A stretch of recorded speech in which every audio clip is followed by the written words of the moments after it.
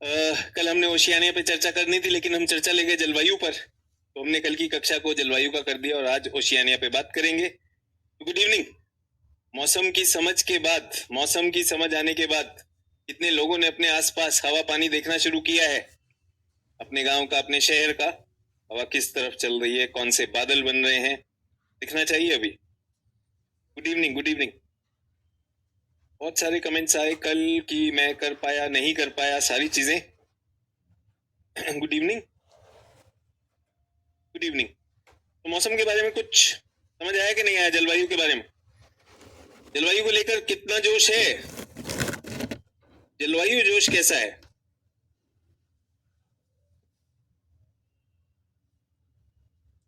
चलिए, तो मैं सभी लोगों ने बहुत सारे मैसेजेस भेजे, बहुत से छात्रों ने बहुत कुछ सीखा उस क्लास में, बहुत बहुत धन्यवाद उसके लिए।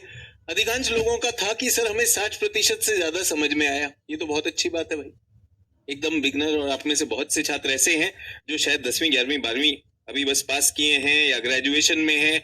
किसी छात्र ने ये भी लिखा कि मैं ग्रेजुएशन कर रहा हूँ, वहां इतना नहीं समझ आया, यहाँ समझ आया। बहुत अच्छा लगा, बहुत अच्छा लगा। और मैं ये कहना चाह रहा हूँ कि आप लोग अपने 17 18 से 20 वर्ष की आयु में अगर 60% भी समझ गए तो बहुत बड़ी बात। 60% भी समझ गए तो बहुत बड़ी बात है।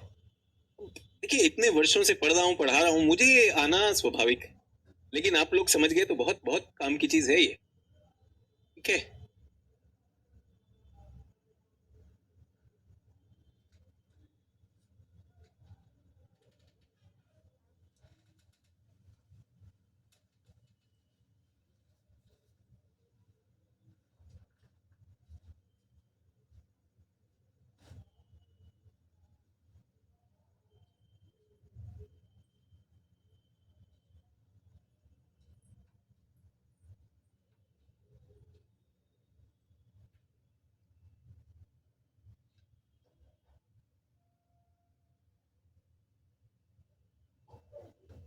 न्यू गिनी द्वीप,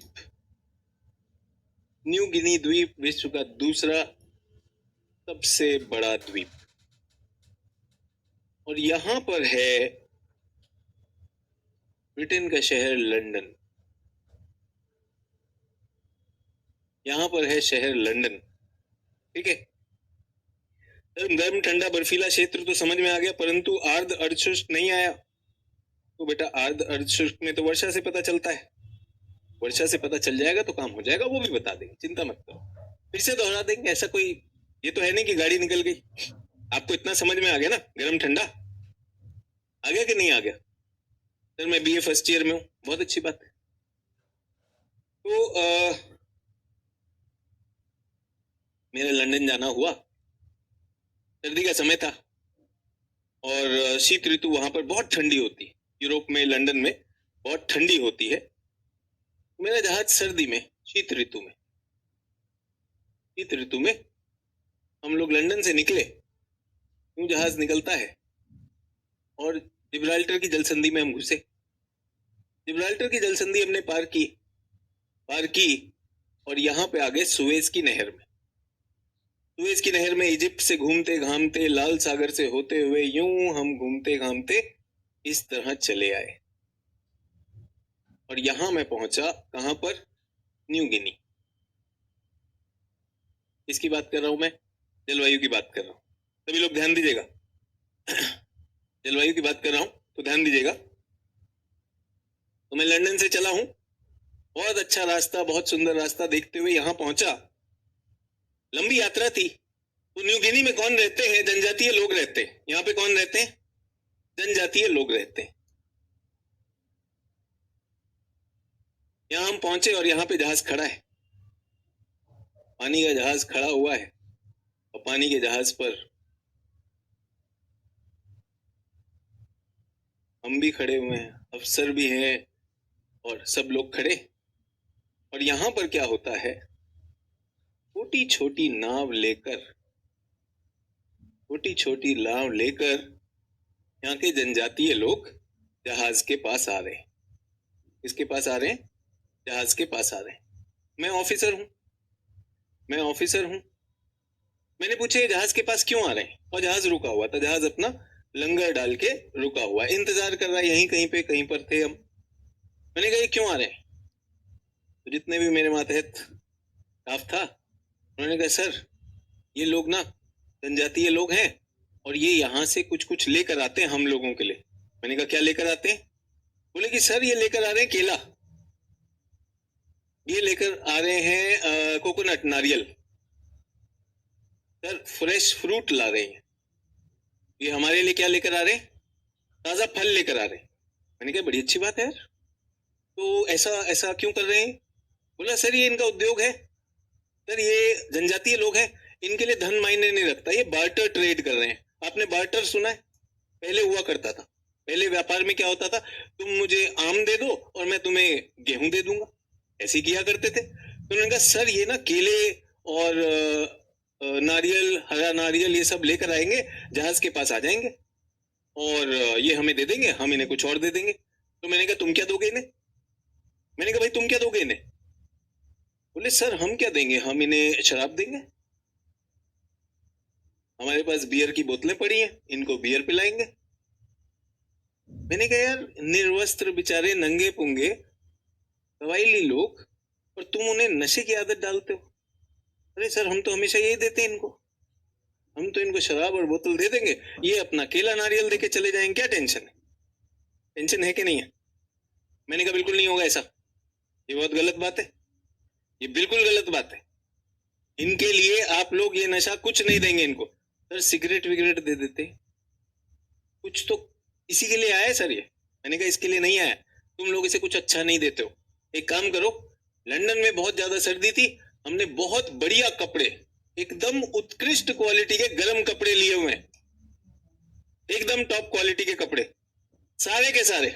बेचारा देख रहे हो नंगा एकदम, कोई कपड़ा नहीं पहना हुआ इसने, इसको दो अच्छे कपड़े। सर लेकिन वो बहुत महंगे। दो, कोई शराब नहीं देनी, कोई सिगरेट नहीं देनी, कोई बियर नहीं देनी, वो बेचारा आया है, उस बेचारे कबायली को आप लोग जनजातीय लोगों को बिगाड़ते हैं, इसको दे दोगे? हंसने लगे। उन्होंने कहा ठीक है सर हम दे देते। उन्होंने बढ़िया से बढ़िया कपड़े लिए और यहाँ पे रस्सी से बांध दिए कि भाई तुम ले लो, और ये अपना सब कुछ लेकर आ गए थे, फल फूल। इन्होंने वो कपड़े लिए, उठा के पानी में फेंक दिए और अपना लेकर भाई अपने सारे फल, केला और कोकोनट लेकर वापस चले गए। यार बताओ जनजातीय लोग कितने बिगड़ चुके हैं, इन्हें कितने नशे की लत लग चुकी है। शराब नहीं मिलेगी, बियर नहीं मिलेगी और इनको सिगरेट नहीं मिलेगी, तो ये छोड़ के चले गए यार। कब की बात बता रहा हूँ, याद नहीं, शायद 2004 होगा, शायद याद नहीं। तब तक मैंने ज्योग्राफी नहीं पढ़ा था, तब तक मैं निरा मूर्ख था, निरा मूर्ख था, और मुझे जलवायु के बारे में कोई समझ नहीं थी, जैसे आप लोगों में नहीं थी। और आपको लगता है शिक्षक तो महान होते हैं, शिक्षक कभी भी अपने को मूर्ख नहीं कहेगा। देखिए शिक्षक भी तो एक लर्नर होता है, मूर्खता तो हम भी करते हैं, ये है कि मानना थोड़ा मुश्किल है। तो आप सोच रहे होंगे जनजातीय लोग कितने मॉडर्न हो गए हैं, शराब की लत लग गई, मैंने भी यही सोचा था। लेकिन आज जब बच्चों को पढ़ाता हूं तो हंसता हूं अपने ऊपर। ये विषुवत रेखा जो एक गर्म पेटी है, उसमें मैं उन्हें ऊनी वस्त्र दूंगा तो उनके वस्त्र किस काम के? यहां तो कभी सर्दी पड़ती नहीं, यहां तो कभी सर्दी पड़ती ही नहीं है, और मैं आपको सिखा रहा हूं जलवायु। सोचिए। उनका भाई हमें क्यों दे रहे हो, वो समझदार थे, उन्हें ऐसा नहीं था बियर शराब दे दो, कुछ और दे देते। और हम क्या सोचते हैं, पहली बात जिस जिस परिवेश में हम बड़े होते हैं ना, जिस परिवेश में हम बड़े होते हैं, हम देखते हैं यार देखो निर्वस्त्र बेचारा नंगा पुंगा आदमी, इसको कम से कम कपड़े तो दो। एकदम गरीब, वो कहीं से गरीब नहीं, वो दिल से एकदम अमीर है, उसको कोई यूपीएससी नहीं देना, उसको कोई एनसीईआरटी नहीं पढ़नी, मजे से आया। बियर दोगे तो बियर भी ले लेगा, क्या दिक्कत है? चिलम दोगे तो चिलम भी लगा लेगा। उसे अपनी जिंदगी मजे में जीनी है, रास्ते में आता है जो उसे मिल जाते प्राकृतिक वनस्पति खुद भी खा लेता है, हमें भी खिला देता है। बताओ, पब्लिक भी दुखी होगी मुझसे। आज तो अफसर साहब को लगा कि उनको बहुत दिमाग है, बहुत ज्यादा जानते हैं, इस चक्कर में बहुत दिनों के बाद कुछ फ्रेश फल सब्जियां आने वाली थी, वो भी गई। खैर ये चलता रहे। तो पहले ज्योग्राफी में इंटरेस्ट नहीं था, बट जब से आपसे पढ़ने हैं बड़ा मजा आ रहा है। बड़ा मजा नहीं आ रहा है, ज्योग्राफी के अपने दर्द हैं, बट ये इस दर्द का मुझे पता नहीं था। जब मुझे पता चला तो वो था। तो लंदन एक अलग किस्सा है और न्यू गिनी एक अलग किस्सा है। शुरू करें आज की क्लास। चलिए, जिन लोगों को थोड़ा बहुत भी आ गया है, थोड़ा बहुत भी जलवायु आ गया, तो मेरा तो काम बन गया भाई। मेरा तो काम आपने बहुत बढ़िया बना दिया। मैं तो इतना ही चाहता था। गलती तो हमसे भी होती कि नहीं? निर्वस्त्र लोग देखकर मैंने कहा इन्हें कपड़े पहनाओ। हंसता हूं यार, है कि नहीं? ये है विषुवत रेखा, लगभग 30 डिग्री रेखा, लगभग 30 डिग्री रेखा। पहला क्रम क्या है? गर्म है, गर्म हो जाएगा, ठीक है। और इसके आगे क्या हो जाएगा? शीतोष्ण हो जाएगा। समझ में? तो मूलतः ये गर्म ही है। तो पहला सिद्धांत तो हमारे पास 3 शब्द थे, गर्म, शीतोष्ण या ठंडा, और तीसरा बर्फीला। यहां तक तो सबको समझ में आया सर, ये समझ में आ गया, लेकिन हमको आर्द्रता नहीं समझ में आ रही सर। तो सीधी सी बात है, आर्द्रता को हम ऐसा लेते हैं, पहले तो 3 शब्द समझते। आर्द्र, अर्ध शुष्क और शुष्क, 3 ही शब्द है हमारे पास। और ये किसकी मात्रा को बताते हैं? जल की मात्रा। जब हम इधर जाते हैं, जल की मात्रा बढ़ती है घटती है? अगर तीर की दिशा में जाऊं तो ये घटती है। तो the atmospheric water vapour reduces as one goes from humid to arid। समझ में? अब इसको लगाना कैसे? इसका बहुत सिंपल सिद्धांत है। इसका बहुत ही सिंपल सिद्धांत है सभी लोग। एक उदाहरण देना चाहता हूं, एक उदाहरण देता हूं। एक परिवार में पिताजी एक बच्चे को जेब खर्च देते हैं। जेब खर्च मासिक 50 रुपए, 50 रुपए प्रति माह, ठीक है। पिताजी तो अपने हिसाब से देंगे नहीं देंगे कुछ पता नहीं, लेकिन दादा दादी और नाना नानी का प्यार बहुत होता है। तो दादी बाबा ये छुप छुप के पैसा दे देते हैं। इनका काम है अपने लाड प्यार की पूरी बाढ़ लेकर आना। दादी बाबा नाना नानी सब करते हैं, सब तरह का स्नेह करते हैं। और ये भी छुप कर क्या करते हैं, ये भी ना 10 रुपया दे देते हैं। कभी कभी मन करता है, देखते हैं उसको जरूरत है तो 50 भी दे देते हैं, लेकिन किसी को बताते नहीं, सिर्फ आपके और दादी के बीच। और एक और आता है त्योहार। त्योहार पर भी पैसा मिल जाता है, त्योहार पर भी स्नेहवश कुछ ना कुछ उपहार मिल जाते हैं कि नहीं? तो उसमें भी आपको पैसा मिल जाता है। अभी ईद पर ईदी मिलेगी कि नहीं मिलेगी? दिवाली पर, होली पर, कहीं ना कहीं। और आप सबको आज महावीर जयंती की हार्दिक शुभकामनाएं। तो हो सकता है इसकी भी मिल जाए। तो बताइए, इस बच्चे के पास पैसे के कितने स्रोत हैं? पैसे के कितने स्रोत हैं? 1 2 3 स्रोत है ना। तो कभी कोई त्योहार आया, ईद पे ईदी मिल गई, 50 रुपए ईदी मिली, इसको खुश है? क्या टेंशन? मिल गया। तो इसके पास 3 स्रोत। अब जब आपको इसकी अगर तुलना किसी से करनी है, तो एक ऐसा बच्चा है जिसके माता पिता भी देते हैं, दादी बाबा भी देते हैं, त्योहारों पे भी मिलता है, तो वो तो बहुत खुश है, उसके पास बहुत धन है। तो ये कौन है? आर्द्र। आर्द्र के पास सबसे बढ़िया वर्षा होती है संवहनीय वर्षा। संवहनीय वर्षा एक है। किसी के पास संवहनीय भी हो जाए और पर्वतीय भी हो जाए तो क्या दिक्कत है? बहुत बढ़िया यार। और अगर ये भी हो जाए, ये हो नहीं सकती, ये कौन सी है? वाताग्र। अब या तो वाताग्र होगा या संवहनीय होगा, तो कोई से 2 की जोड़ी बन सकती है। या तो इसकी जोड़ी बनेगी या इसकी जोड़ी बनेगी या नहीं बनेगी? क्योंकि वाताग्र तो ठंडे क्षेत्र में होता है, वहां संवहन ज्यादा नहीं होगा, ठीक है। तो आर्द्र वो होगा जिसके पास कहीं ना कहीं से पानी आ रहा है। और शुष्क क्या होगा? इस बेचारे के पास तीनों में से कोई भी नहीं हो। शुष्क वो है, ना माता पिता देने को तैयार हैं, दादी बाबा इतनी किस्मत नहीं बच्चे की, दादे बाबा नहीं है, तो इस बेचारे का कोई नहीं, ना संवहनीय है, ना पर्वतीय है, ना वाताग्रीय है। जो भी है थोड़ी बहुत आ जाती है, बहुत थोड़ी सी आ जाती है, कभी पर्वत से आ गई, कभी कुछ आ गई, तो न्यूनतम है। और एक ऐसा बच्चा है जिसके माता पिता आर्थिक दशा देखते हुए कभी कभी पैसा दे देते हैं, कभी नहीं देते, दादी बाबा भी जो दे पाते हैं दे पाते हैं, नहीं तो वो त्योहार पर होता है। तो ये एक बीच का क्या मैं कह सकता हूँ, ट्रांजिशन है। तो कैसे पता चलेगा कोई आर्द्र है कि नहीं? वहां की वर्षा पता कर लो, जल्दी से वर्षा पता कर लो भाई कितनी होती है। तो हमने पहला नियम क्या बनाया कि भाई विषुवत रेखा पर खूब वर्षा होती है, विषुवत रेखा पर खूब वर्षा होती है। क्यों? क्योंकि यहाँ पर गर्मी बहुत रहती है, वाष्पीकरण होता है, और उस वजह से बहुत सारी वर्षा हो जाती है। तो ये तो हमेशा ही आर्द्र हो गया। इसको तो माँ बाप ने इतना दे दिया पॉकेट मनी की ये बिगड़ गया। समझ में आया कि नहीं आया? अब कुछ छात्रों ने ऐसा कहा, कि सर विषुवत रेखा पर सागर पे तो वर्षा समझ में आती है, सर भूमि पे कैसे होगी? भाई देखो बात ये है कि यहाँ पर हीट बहुत ज्यादा है, तो कोई भी अगर जल का स्रोत होगा वो वाष्पित हो जाएगा। ये तो मैं मानता हूं कि सागर पे ज्यादा वाष्पीकरण होगा, बट क्या यहाँ पर होगा? हाँ सर, हमें पता है यहाँ पर एक नदी है जो 2 बार काटती है, सर यहाँ पर एक झील है, अब बताओ मिल गया पानी कि नहीं मिल गया? तो ये मंद बुद्धि सवाल जब हम पूछने लगते हैं, सर ये तो भूमि है, अब इसमें कैसे वाष्पित होगा? सर ये तो बैल है, बैल थोड़ी दूध देता, गाय देती है।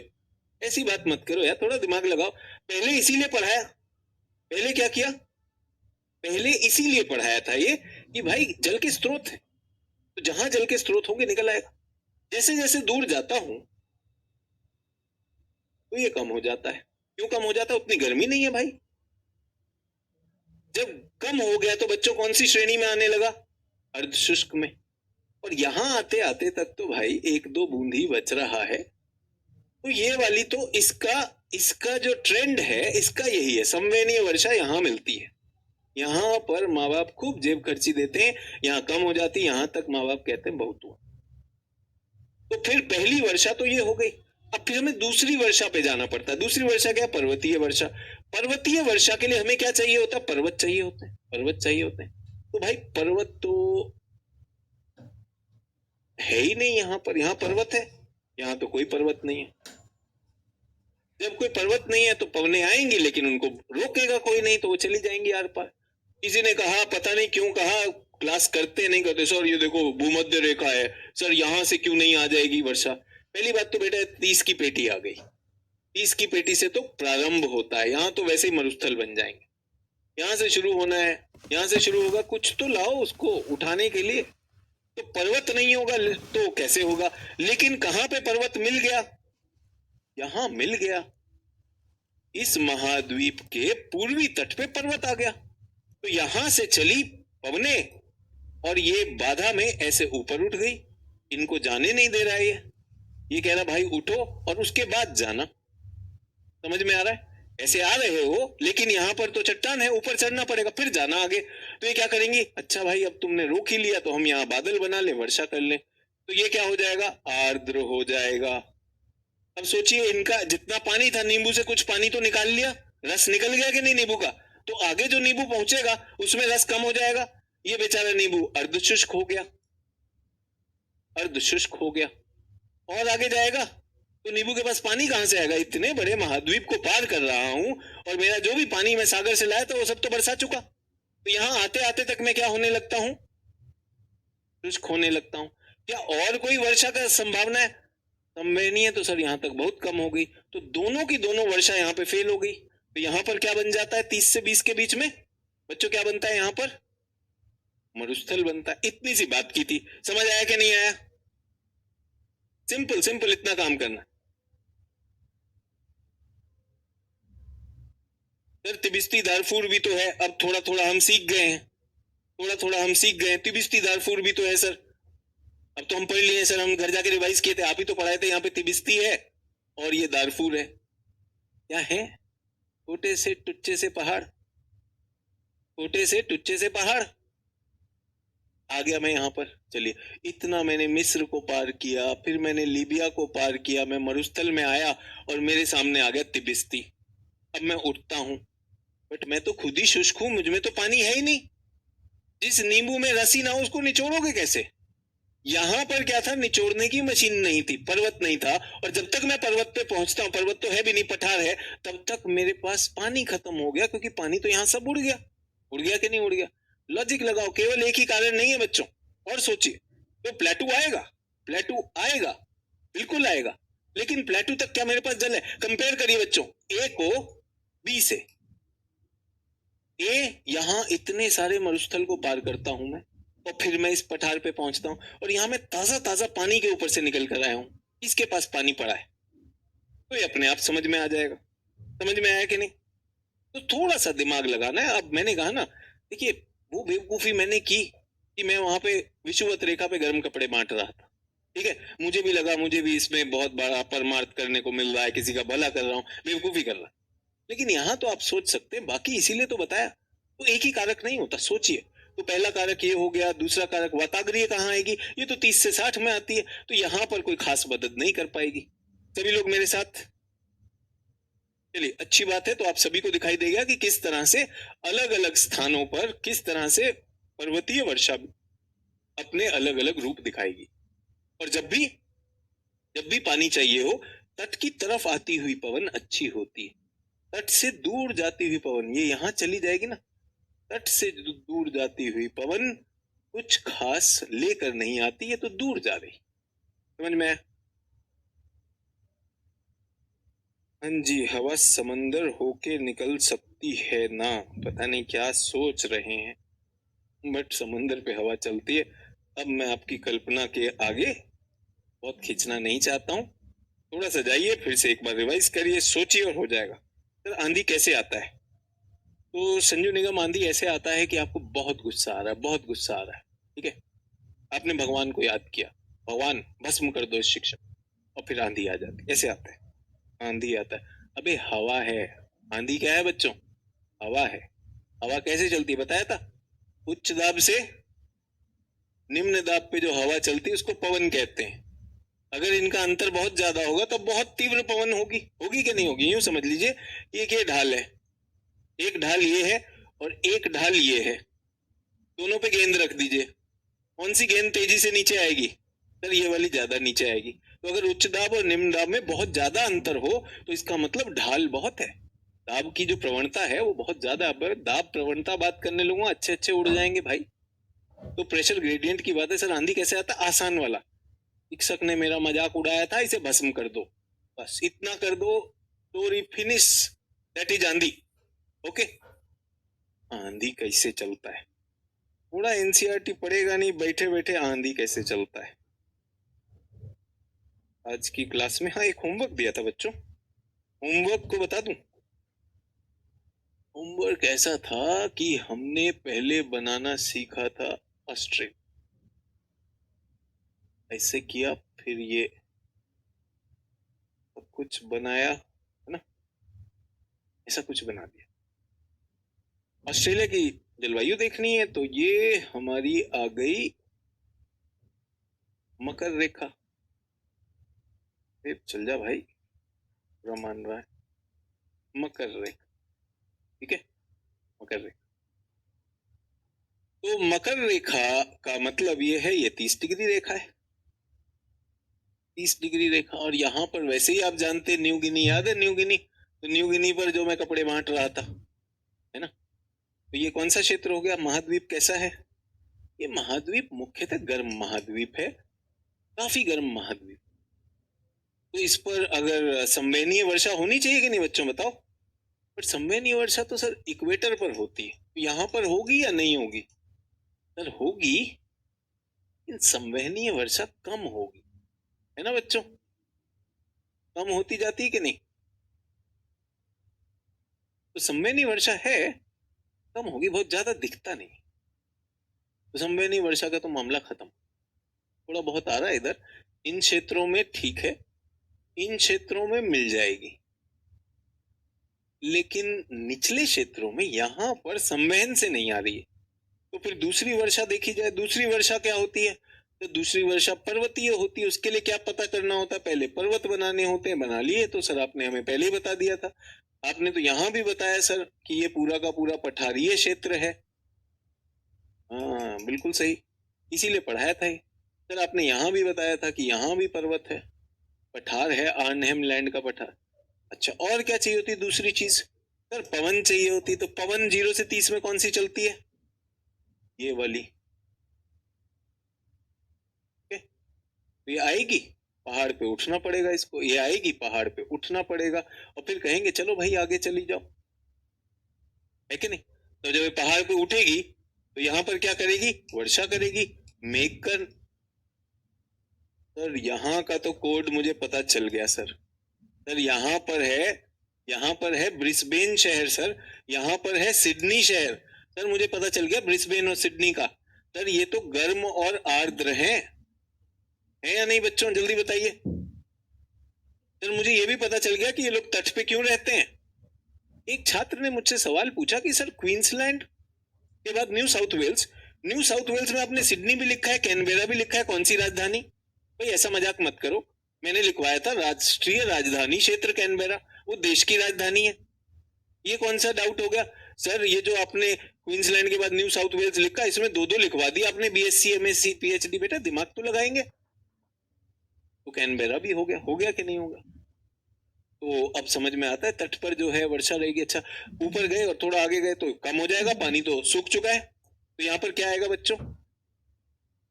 अर्धशुष्क। और यहाँ आते आते तक पानी का क्या मामला हो गया? शुष्क हो गया। सर लेकिन यहाँ तो पठार है सर, थोड़ी वर्षा होनी चाहिए थी। आप ही ने तो कहा सर बिल्कुल होनी चाहिए थी, लेकिन बचेगा तब ना बेटा, गरीब के पास कुछ होगा तब तो। ये तो हवाएं यहाँ मरुस्थल से बह रही हैं, यहाँ सब अर्धशुष्क हो चुका है, अब ये सागर से बहुत दूर हो चुकी है। ये अकेला ऐसा महाद्वीप है जो एक ही देश में है, और जिसका ये सारा का सारा हिस्सा, और कौन सा क्षेत्र है ये?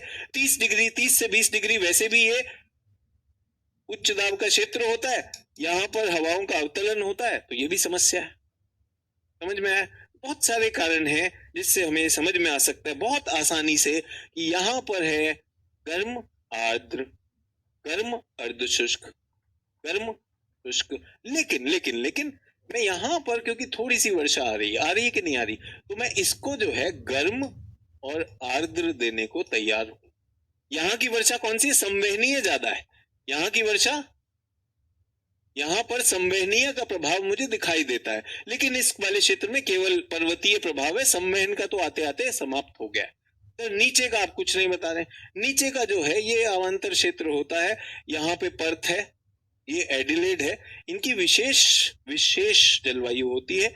इस जलवायु को कहते हैं भूमध्य सागरीय जलवायु, भूमध्य सागरीय जलवायु। इस जलवायु में बहुत सारे फल होते हैं, रसदार फलों की खेती होती है, अंगूरों की खेती होती है, संतरों की खेती होती है, शराब भी बनती है, वाइन भी बनती है, यहाँ पर खूब बनती है। समझ में आया सभी लोगों को?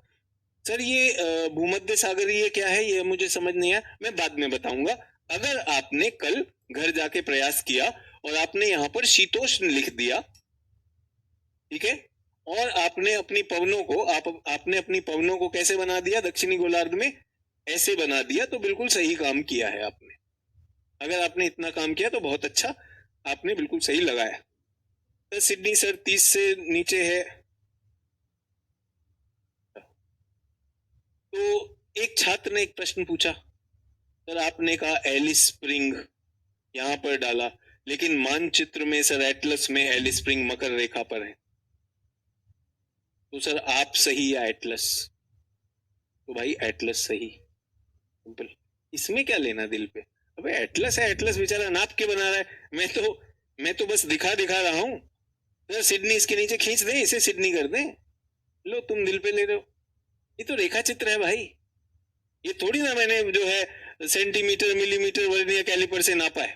सर एटलस में तो मकर रेखा पे दिखा रहा है, बहुत अच्छी बात है, याद भी हो जाएगा कक्षा में।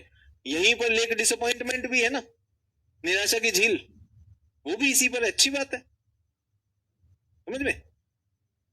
ठीक है ना? जब आपके सामने साक्ष्य पड़ा है तो बिना गुस्सा हुए मान लिया करो। डार्विन वाली जगह तो अर्धशुष्क हो सकती है। क्यों? डार्विन ये कोना है बेटा, डार्विन ये कोना है। वैसे मैं आप लोगों को बता नहीं रहा हूँ, यहाँ पे पानी बहुत आता है, इसमें इसको कहा जाता है सूडो मानसून। अब ये हम ऑप्शनल वाले छात्रों को बताते हैं कि यहाँ पर मानसून आता है, जैसे भारत में मानसून आता है ऐसे ही यहाँ पर भी मानसून आता है। जब दक्षिणी गोलार्ध में सूर्य आता है तो उसमें फंसेंगे नहीं, अभी नहीं फंसेंगे, अभी बेकार में भूमध्य सागरीय में अटक गए। सर ये अभी बताइए। बोला आंधी कैसे आती? आंधी दिल में आती बेटा। ठीक है। सर ऑस्ट्रेलिया का ग्रेट बेसिन ग्रीन क्यों है? अरे बताओ भाई, आपको शुरू से नहीं बताया कि हर एटलस का एक कलर स्कीम होता है, मैदानी भाग को ग्रीन में दिखाता है। सर वो ग्रीन क्यों है? अरे बच्चों ये बताओ, ये वाला भाग ग्रीन क्यों होगा? क्योंकि यही तो इसका निचला भाग है। ऑस्ट्रेलिया है कैसा? जल्दी से बताएंगे बच्चों, ऑस्ट्रेलिया है कैसा? अब तक समझ में नहीं आया क्या ये?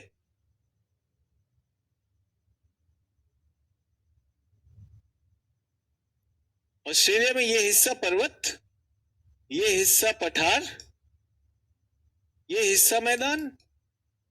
लो खुदा पहाड़ निकली चुहिया। इतना दिन से पढ़ा रहे हैं, ये नहीं समझ में आया आपकी एटलस का रंग क्या होता है?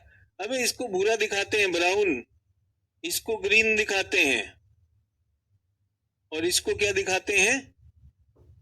इसको पीला दिखाते हैं अक्सर, ऊंचाई वाले को। ये बेशरम रंग चल रहा है। कह रहा सर उसे ग्रीन क्यों दिखा रहा है? भाई उसकी मर्जी थी, उसका बाकी रंग खत्म हो गया था, हरी स्याही से कर दिया। पहले दिन से बता रहे हैं, भौतिक मानचित्र देखो, रंग देख के पता चल जाता है कौन सा ऊंचा क्षेत्र कौन सा नीचा क्षेत्र। वो एक स्टैट्यूटरी वार्निंग डाल देंगे। क्या ये आपकी पहली क्लास है? क्या ये आपकी फर्स्ट क्लास है? गलत जगह पर आ गए हैं, सावधानी, चेतावनी, गलत जगह पर। प्रारंभ प्रारंभ क्लास 1 से करें, कुछ ऐसे ही आ जाते ना। अब हम आ गए हैं, पढ़ाइए। पीला रंग क्यों है? नीला रंग क्यों है? हवा क्यों चल रही है? नीवा नहीं करना एकदम, कोई बेशरम रंग अलाउड नहीं। वापस आते हैं। तो सभी लोगों को ये मत समझिएगा कि मैंने केवल कहानी सुनाई। मेरा लक्ष्य था ये काम जो हमने होमवर्क में दिया था वो आप अपना चेक कर पाए। मुझे पता है बहुत सारे लोग आप पूरा भरसक प्रयास करते हैं। बहुत से लोग जॉब्स में हैं, जॉब के बाद करते हैं। कुछ लोग अपने घर के कार्यों में जुड़े हुए हैं, उसके बाद करते हैं, व्यवसायों में जुड़े हुए हैं। बहुत से लोग नवरात्र में उपवास पे थे, बहुत से लोग अभी रोजे भी रखते हैं। तो कुछ लोग सहरी के बाद, कुछ लोग शाम को इफ्तारी के बाद, सब तरह से आप लोग करते हैं। तो पहला तो मेरा धर्म बनता है कि मैं आपने जो प्रयास डाले उस प्रयास पे आपको रिजल्ट आपको हाथों हाथ दूं। ठीक है, हाथों हाथ भी दूं और आपका भी आत्मबल बढ़े कि हाँ ये मैंने सही किया। ये मैं जो सर से पूछ रहा था इसे मानूं या एटलस को मानूं, सर ने वो भी क्लियर किया। मैंने कहा कि मैं चाहता हूँ वो क्लास का कोई, देखिए मैं इसे अपनी कमी मानता हूँ, मुझे ना ऑनलाइन पढ़ाना नहीं आता है। मुझे लगता है कि क्लास में अगर छात्र और शिक्षक का एक कनेक्ट नहीं है तो वो क्लास उतनी प्रभावी हो नहीं सकती। तो मैं ऑनलाइन को भी ऑफलाइन जितना रखने के लिए बहुत समय आपके फीडबैक को भी देखता हूँ, आपको समझ आया नहीं आया, किस तरह से ले जाना है, वो रखना ही रखना है। बट उसमें फीडबैक अगर कुछ इस तरह का आ रहा है कि टेढ़ा मेढ़ा, तो मैं उस फीडबैक की कोई टेंशन लेता नहीं हूँ। मुझे पता है कि वो सीरियस नहीं है। तो जो सीरियस है उनके प्रति जो मेरा दायित्व है वो मैं करना चाहता हूँ। तो आशा है आपको आपके उत्तर मिले होंगे। ठीक है, और अगर आपको लगता है कि आपको कुछ नहीं आता, सचिन सर को बहुत कुछ आता है, तो मेरे भी काफी गधे दिन थे। मैंने भी खूब अपने हिस्से का गधापन किया और उस सारे गधेपन के बाद उस सारे गधेपन ने मुझे घोड़ा बनने का अवसर दिया। ठीक है, गलती करना कोई बड़ी बात नहीं है, गलती से ना सीखना, गलती से आगे ना बढ़ना, वो गड़बड़ है। ठीक है, आगे बढ़ते हैं। हाँ जी, आज हमारे पास क्या है? ओशियानिया भाग 2। ओशियानिया में ये तो हमें प्रेशर बेल्ट तो याद है, टेस्ट लेंगे क्लास के बाद में। ये भी तीनों प्रकार की वर्षा भी याद है, किसी ने आर्द्रता कहा था वो भी हमने लगा दी। अब हम ओशियानिया पर हैं। तो ओशियानिया में प्रशांत महासागर में हमने देखा 3 द्वीपों के समूह। क्या थे? माइक्रोनेशिया, मिलानेशिया, पोलिनेशिया, ऑस्ट्रेलेशिया, 4 समूह। अब डर ये लगता है अब डर ये लगता है कि सर इसमें से क्या याद करूं? क्या याद करूं? तो अगर बच्चों मैं आपको यहीं पे मार्क कर दूं तो चलेगा, जो आपको याद रखने योग्य है, ठीक है? तो इसमें माइक्रोनेशिया, माइक्रो शब्द क्या होता है? माइक्रो मतलब छोटे, छोटे छोटे द्वीप, बहुत छोटे से द्वीप हैं। और इन छोटे द्वीपों में अगर आप मार्शल आइलैंड याद कर लेते हो, मरियाना, MMM याद कर लोगे, तीन चीजें। मरियाना द्वीप, मरियाना के पास है विश्व की सबसे गहरी गर्त या खाई, मरियाना की ट्रेंच, तो इसलिए मरियाना भी पता चल गया हमको। मरियाना के पास सागरीय गर्त है, मेरियाना ट्रेंच, मेरियाना ट्रेंच, विश्व की सबसे गहरी, सबसे गहरा स्थान मरियाना ट्रेंच है, सागरीय गर्त, मेरियाना सागरीय गर्त, बहुत गहरी खाई, 11 किलोमीटर गहरी समुद्र के तल से, ये है मरियाना, ठीक है? तो आसान था, एम से हो गया माइक्रोनेशिया, मार्शल और मरियाना। अब हम आ गए मिलानेशिया। बच्चों याद है हमारी त्वचा में एक मिलानिन होता है, मिलानिन। इन द्वीपों को रंगों के नाम से रखा गया। ये समूह छोटे वाला समूह नहीं है, इसमें तो बल्कि आप देखेंगे न्यू गिनी, बड़े द्वीप डाल दिए इसमें, बड़े द्वीप डालिए, न्यू कैलिडोनिया, सोलोमन, बिस्मार्क, ये सब डाल दिए, ठीक है? तो ये रंगीन द्वीप है मिलानेशिया, मिलेनिन से बने, कलर वाले, ठीक है? कलर वाले में याद रखेंगे फिजी। बहुत सारे भारतीय मूल के लोग, बहुत सारे भारतीय मूल के लोग अंग्रेज यहाँ पर प्लांटेशन में, अभी आपको बताया ना यहाँ पर क्या लेकर आए थे वो हमारे लिए, केले लेकर आए, गन्ना की खेती होती है, कोकोनट होता है, प्लांटेशन के लिए वहां मजदूर चाहिए थे, तो अंग्रेजों ने हमें वहां से, भारत से उठाकर यहाँ भी भेज दिया। आज भी एक बहुत बड़ा समूह भारत में फिजी, फिजी के भारतीय मूल के लोग हैं, और कई बार आप देखेंगे फिजी में भारतीय मूल के राष्ट्राध्यक्ष भी बने, ठीक है? एक फिजी याद रख लीजिए, ठीक है? दूसरा न्यू गिनी याद रख लीजिए, न्यू गिनी तो है ही भाई, ये बड़ा वाला है ही है। और उसके अलावा कुछ और चाहिए मुझे? इतना चलेगा यार मेरे लिए, फिजी, मिलेनिन और न्यू गिनी चलेगा, इतना इतना आपका काम आसान कर रहा हूँ। और मैं क्यों कर रहा हूँ ये? ताकि आप इसे देख सके, धीरे धीरे आपकी वो हो जाए। अब पॉलिनेशिया मतलब बहुत सारे, पॉली मतलब बहुत सारे, इतने सारे मतलब बीसियों हजारी द्वीप जो हैं। तो यहाँ पे अहम है टोंगा, टोंगा द्वीप बिल्कुल याद रखना है, टोंगा को नहीं छोड़ना है। कुक आइलैंड भी है यहाँ पर, कुक आइलैंड है, ये ईस्टर आइलैंड है, ईस्टर आइलैंड है। और यहाँ पर हवाई उत्तर में। कुछ किताबें हवाई को पॉलिनेशिया के बाहर मानती हैं, कुछ किताबें हवाई को पॉलिनेशिया के बाहर मानती हैं, लेकिन निश्चित रूप से फिलीपींस, इंडोनेशिया, जापान इसके बाहर है। जापान इसमें नहीं आता, टोक्यो इसमें नहीं आता, फिलीपींस नहीं आता, ये समूह यहाँ के। छोटू समूह माइक्रो, बहुत सारे पॉली, और रंगीन मिलेनिन याद रहेगा। और एक एक आपको काम का दे दिया है जो सच में अहम है। यहाँ पर हमने टोंगा कुक किया, लेकिन यहाँ पर क्या डाल दिया? यहाँ पर हवाई डाल। अभी कई बार आता है कि न्यूजीलैंड को कहाँ डालना है, तो कुछ किताबें न्यूजीलैंड का आप देखेंगे रंग इससे जोड़कर ऑस्ट्रेलेशिया में डाल देती हैं, कुछ किताबें न्यूजीलैंड और इसको ऑस्ट्रेलेशिया में डाल देती हैं, ठीक है? और कुछ किताबें इनको इसमें डाल देती हैं। बट अगर आप मुझसे पूछेंगे तो आपने ये पढ़ा भी होगा कि यहाँ पर एक अलग प्लेट है, छोटी प्लेट, जो इसकी महाद्वीपीय प्लेट कहलाती, जीलैंडिया, जीलैंडिया नाम की प्लेट है। तो ये भी माना गया है कि अपने आप में प्लेट है, तो कभी कभी पहले ऑस्ट्रेलिया के साथ जोड़ दिया जाता था, लेकिन अब पॉलिनेशिया के साथ भी आता है, तो इसमें लड़ाई नहीं करनी। समझ में आ गया सभी लोग मेरे साथ? वो बोला सर आप प्लीज मैप बना दीजिए। क्यों मैप क्यों बना दीजिए? ताकि मेरी कॉपी में नोट्स हो जाए, कॉपी में नोट्स हो जाएंगे। ये मैं एटलस में नहीं लिख सकता। अरे बाबा आपके पास एटलस है बच्चों, एटलस में लिख दीजिए ना। दिक्कत तो ये है कि एटलस खोलेगा कौन? अब यार इस उम्र में कौन एटलस खोलता भाई, कहाँ पन्ना नंबर ढूंढो, कहाँ पर होगा? इसका नोट्स बना दीजिए, एक को बार देख लेंगे, है कि नहीं? मैंने कहा कर्णप्रिय शिक्षक कौन होता है? कर्णप्रिय शिक्षक कौन होता है? मेरे नोट से सब आएगा पास, सिर्फ मेरे नोट से आएगा, वो कर्णप्रिय होता है कि नहीं होता है? अगर ऐसा होता तो यूपीएससी उन्हीं के मास्टर जी के घर में रहती और डिक्टेशन लेके जाती, मास्टर जी कल पेपर बनाना है, जरा भेज देना अपने नोट्स। ये कर्णप्रिय। और छात्र क्या सुनना चाहता है? छात्र ये सुनना चाहता है, ये सुनना चाहता है। एक हमारे यहाँ भूगोल पढ़ाया करते हैं, दिल्ली में ऑफलाइन शिक्षक हैं भूगोल वैकल्पिक के, बहुत बहुत मतलब भूगोल के वैकल्पिक को बहुत तड़पाया उन्होंने। और उनका ये मानना है कि ये छात्रों की किस्मत है कि मैं इस समय इस ग्रह पर विचरण कर रहा हूँ, कि मैं इस काल में, एक बार भगवान राम हुए, महावीर हुए, और न जाने सारे देवी देवता जो भी हुए जिस भी काल में, अब इस काल में मैं गुजर रहा हूँ और भूगोल में मैं आपके पास आ गया हूँ, तो अब आपका भला हो जाएगा।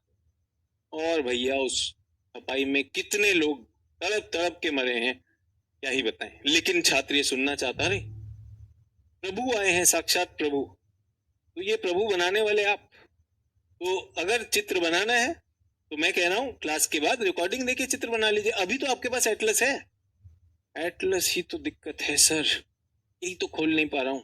लो, अभी तक एटलस खुली नहीं है, देखे कहीं पे ओशियानिया? ये देखो इतना बड़ा मानचित्र दिया हुआ है, वो कह रहा है फोटो बना के दे दो। पगला गया रे, ये देखो हवाई भी दिया हुआ है। क्या ही बताएं।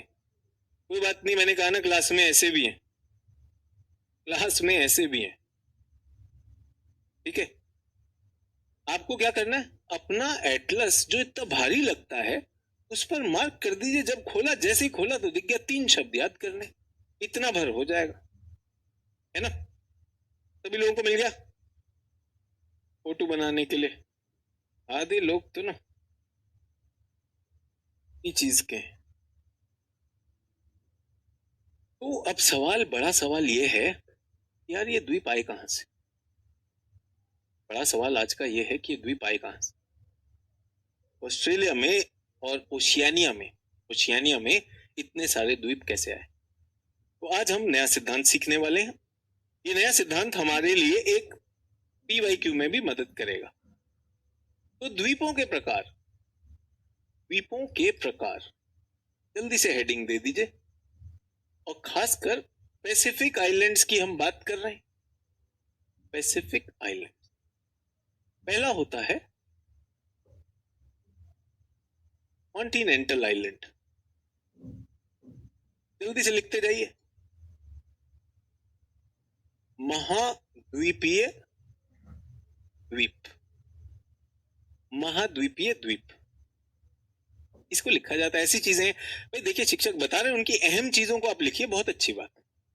आप बेकार में कुछ भी ऐसे लिखना चाहते हैं वो सही नहीं। महाद्वीपीय द्वीप लिख लिया सभी लोगों ने। तो ऐसा हुआ कि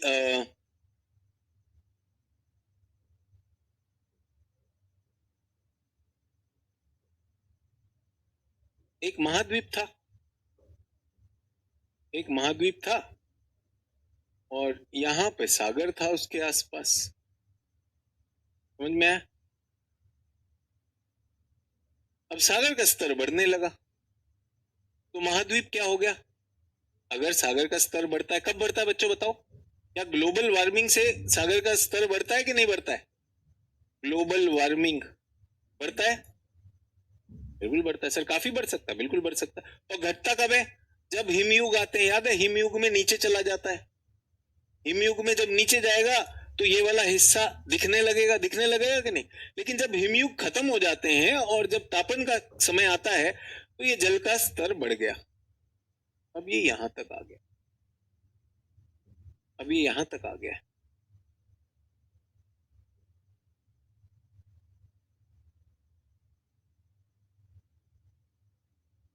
अब ये क्या हो गया? नया जल का स्तर हो गया। अगर ये जल है, अगर ये पूरा का पूरा जलीय क्षेत्र है, तो मुझे बताओ बच्चों, जल्दी से बताओ, ये तो जल के बाहर दिखेगा कि नहीं? ये द्वीप है या नहीं है? ये द्वीप है या नहीं है? ये किसका हिस्सा है? महाद्वीप का ही हिस्सा है, जिसके बीच में कुछ क्षेत्र जलमग्न हो गए। क्यों जलमग्न हो गए? सर पानी जो है ऊपर चढ़ाया। अरे पानी क्यों ऊपर चढ़ा? अरे वैश्विक जो सागर का जो स्तर है ना, वो हिमयुग में नीचे चला जाता है, और वैश्विक तापन जब होता है, बर्फ पिघलती है तो ऊपर आ जाता है और चीजों को डुबो देता है। समझ में आया? ये कहाँ पर होते हैं? अरे बहुत ही पास में है, इसमें तो कहीं जाना ही नहीं, इसमें तो कहीं जाना ही नहीं।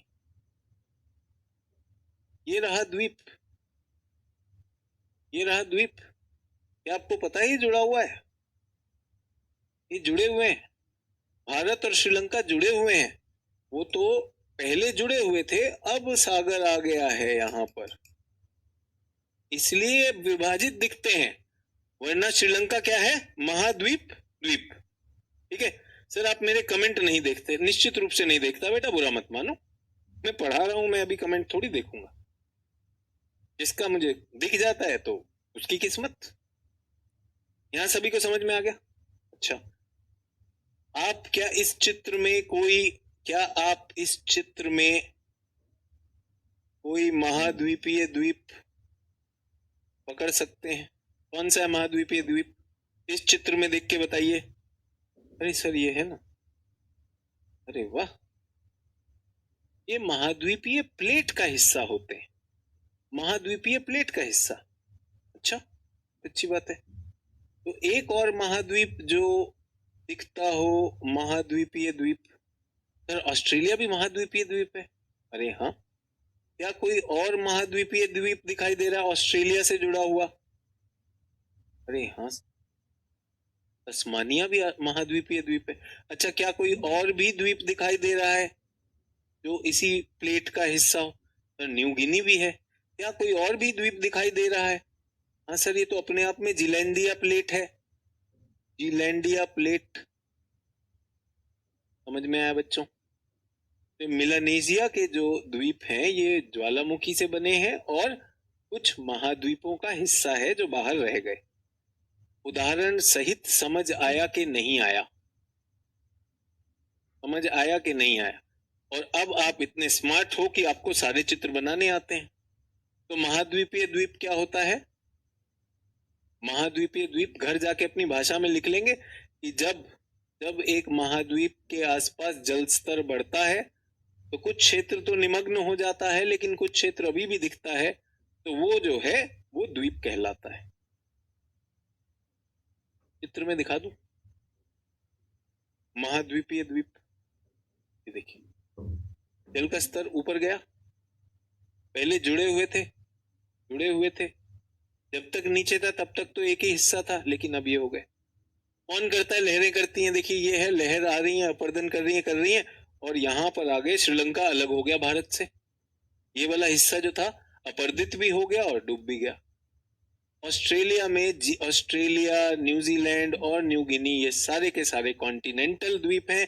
इनमें अपनी ही ज्वालामुखी पर्वत होते हैं, इनमें वलित पर्वत भी होते हैं, ये सारी चीजें इसमें मिलती हैं। समझ में आया? मुश्किल तो नहीं था?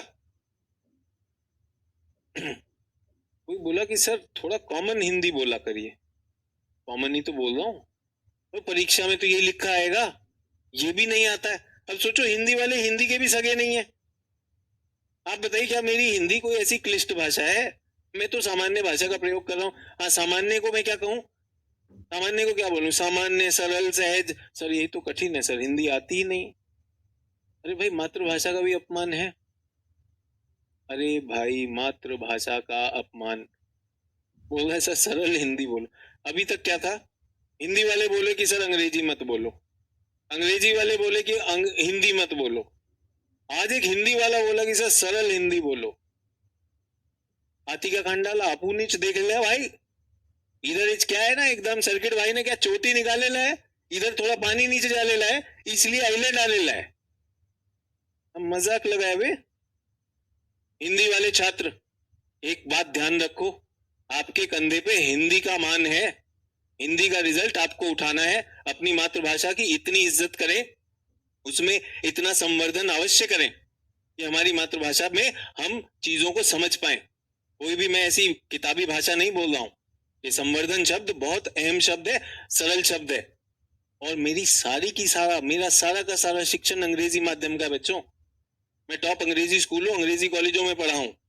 मैं अपनी मातृभाषा का इतना मान रखता हूं, तुम शर्मसार कर रहे हो यार मातृभाषा को। यार सरल हिंदी बोलो ना, हिंदी के रहे ना अंग्रेजी के रहे, और बात कर रहे हैं आईएएस बनेंगे। बताओ, एकदम बेचारा फरियादी लेकर आया, डीएम साहब हम ये आवेदन दिए थे। आवेदन क्या होता है? सरल हिंदी बोल। बताओ, ये भी बैठे हैं आईएएस बनेंगे, और देशभक्ति भी है इनमें। लेकिन देशभक्ति सर बहुत कठिन है। एक छात्र मुझसे बोला कि सर मैं ना वो हिंदी में निबंध लिख रहा था, और सर मैं वहां पर लिख रहा था डेमोक्रेसी। अब डेमोक्रेसी में फंस गया सर मैं। सर मुझे डेमोक्रेसी का हिंदी नहीं आ रहा था। तो मैंने कहा फिर जो आपने तरकीब बताई थी फिर मैंने वो कर दी। मैंने कहा क्या तरकीब थी? बोला सर देवनागरी में लिखाया डेमोक्रेसी। यही करना पड़ा। जब देश का डेमोक्रेसी को बचाना है तो ये कर लो। तो छात्र मुझसे पूछते हैं कि सर मैं हिंदी माध्यम का कि मैं अंग्रेजी शब्द लिख सकता हूँ? सुनो बच्चों, जब मैं आपकी क्लास में अंग्रेजी बोलता हूँ तो आप लोग कहते हो कि ना करो, तो वो तो एग्जामिनर आपको मार्क्स देने वाला है। अगर आपने हिंदी माध्यम चयनित किया है तो हिंदी में लिखोगे ना। और डेमोक्रेसी जैसा शब्द ये तो कॉमन है, एनसीईआरटी में जो हिंदी है वो तो आना चाहिए। लेकिन अगर आपसे एडियाबेटिक पूछ लिया जाए, एडियाबेटिक जिसको हिंदी में रुद्धोष्म कहते हैं, तो भाई एडियाबेटिक अलाउड है, ये अलाउड है। तकनीकी वोकैबुलरी को आप देवनागरी में लिख सकते हैं। तब आपको रुद्धोष्म नहीं आता चलेगा, वैकल्पिक विषय को वैसे आना चाहिए रुद्धोष्म ह्रास दर। लेकिन अगर आप मुझे ये बताएंगे कि सचिन सर हिंदी जरा सहज बोलिए, तो भाई फिर चिंता का विषय है, क्या आप हिंदी लायक भी हैं या नहीं। ठीक है, उस सर्किट वाला काम मुझसे मत करवाइए। पहला समझ में आया कि नहीं? तो बहुत आसान था यार, कुछ हिस्सा डूब गया। यूं समझिए मेरा हाथ लीजिए, पानी में डुबाना शुरू करिए। पानी में जैसे ही डूब रहा है, तो जैसे इतना डूबेगा तो 3 उंगलियां दिखाई देंगी कि नहीं? 3 क्या कहलाएंगी? ये तीनों कहलाएंगी द्वीप। इतनी सी बात है। एडियाबेटिक तो गैसेस है ना सर, केमिस्ट्री में पढ़ा था। ये देखो कितना मार रहा है, सर केमिस्ट्री पढ़ा था। सुनो, केमिस्ट्री में हम बीएससी के हैं, ठीक है, हमको केमिस्ट्री ना समझाना। लेकिन रुद्धोष्म ह्रास दर, एडियाबेटिक लैप्स रेट ज्योग्राफी में है, इसलिए बोलते हैं। ज्योग्राफी ऐसे मोहब्बत में मत ले लेना, सोच के लेना। और खासकर कोई भी वैकल्पिक विषय लेने से पहले सभी लोग ध्यान देना, आपकी भाषा का माध्यम अगर हिंदी है तो हिंदी सर्किट वाली हिंदी नहीं होनी चाहिए, मुन्ना भाई वाली हिंदी नहीं होनी चाहिए। मान रखिए, एग्जामिनर आपका मान रखेगा, बिल्कुल बता रहा हूं, ऐसा नहीं कह रहा हूं कठिन होनी चाहिए। ठीक है चलिए दूसरे पर आते हैं। तो क्या आपको याद है कि प्लेटें जब आती हैं आसपास तो क्या होता है? अभिसरण। याद है अभिसरण? ये मैंने सिखाया था जब मैं भौतिक भूगोल के सिद्धांत की एक विशेष क्लास ले रहा था। ये 2 प्लेटें हैं, इनके ऊपर सागर है, और ये प्लेटें क्या करने लगती हैं? ये प्लेटें जो हैं एक दूसरे से टकराने के बाद जो भारी वाली प्लेट है वो नीचे जाने लगती है। तो भारी प्लेट का क्या होता है? भारी प्लेट नीचे मेंटल में घुस जाती है, और ये थोड़ी सी ऐसे मोड़ आ जाता है इसमें, और ये गर्म मेंटल में घुसती है। पृथ्वी के 3 स्तर थे ना, क्रस्ट, परपटी, क्रस्ट। सर ये क्रस्ट बहुत मुश्किल है, परपटी आप हिंदी में लिखते हैं, भाई यही होता है, इतना तो एनसीईआरटी होना चाहिए। तो ये मेंटल में घुस गया, मेंटल में घुस गई तो ये प्लेट क्या हो जाएगी बच्चों? ये पिघल जाएगी। क्यों पिघल जाएगी? जैसे मोमबत्ती है, मोमबत्ती को गर्म चीज में डालिएगा तो पिघल जाएगी कि नहीं? तो यूं समझ लीजिए मोमबत्ती थी, ठोस थी, लेकिन जैसे जैसे मेंटल में गई पिघल गई, और मेंटल में जो पिघलने के बाद जो लावा बना वो हल्का था, हल्का लावा ऊपर की तरफ बढ़ता है। जहां भी संभव, ऐसा नहीं कि आ ही जाएगा, बट अगर कुछ दरारें हैं तो वो ऊपर आएगा और ज्वालामुखी के रूप में फट जाएगा। ज्वालामुखी के रूप में फटा, और यहां पर है सागर। तो ये कौन सा ज्वालामुखी है? सागर के नीचे फटने वाला ज्वालामुखी, सागर के नीचे फटने वाला ज्वालामुखी। 2022 में पूरे दुनिया में टीवी चैनलों पे चला, होंगा टोंगा अपाए ज्वालामुखी।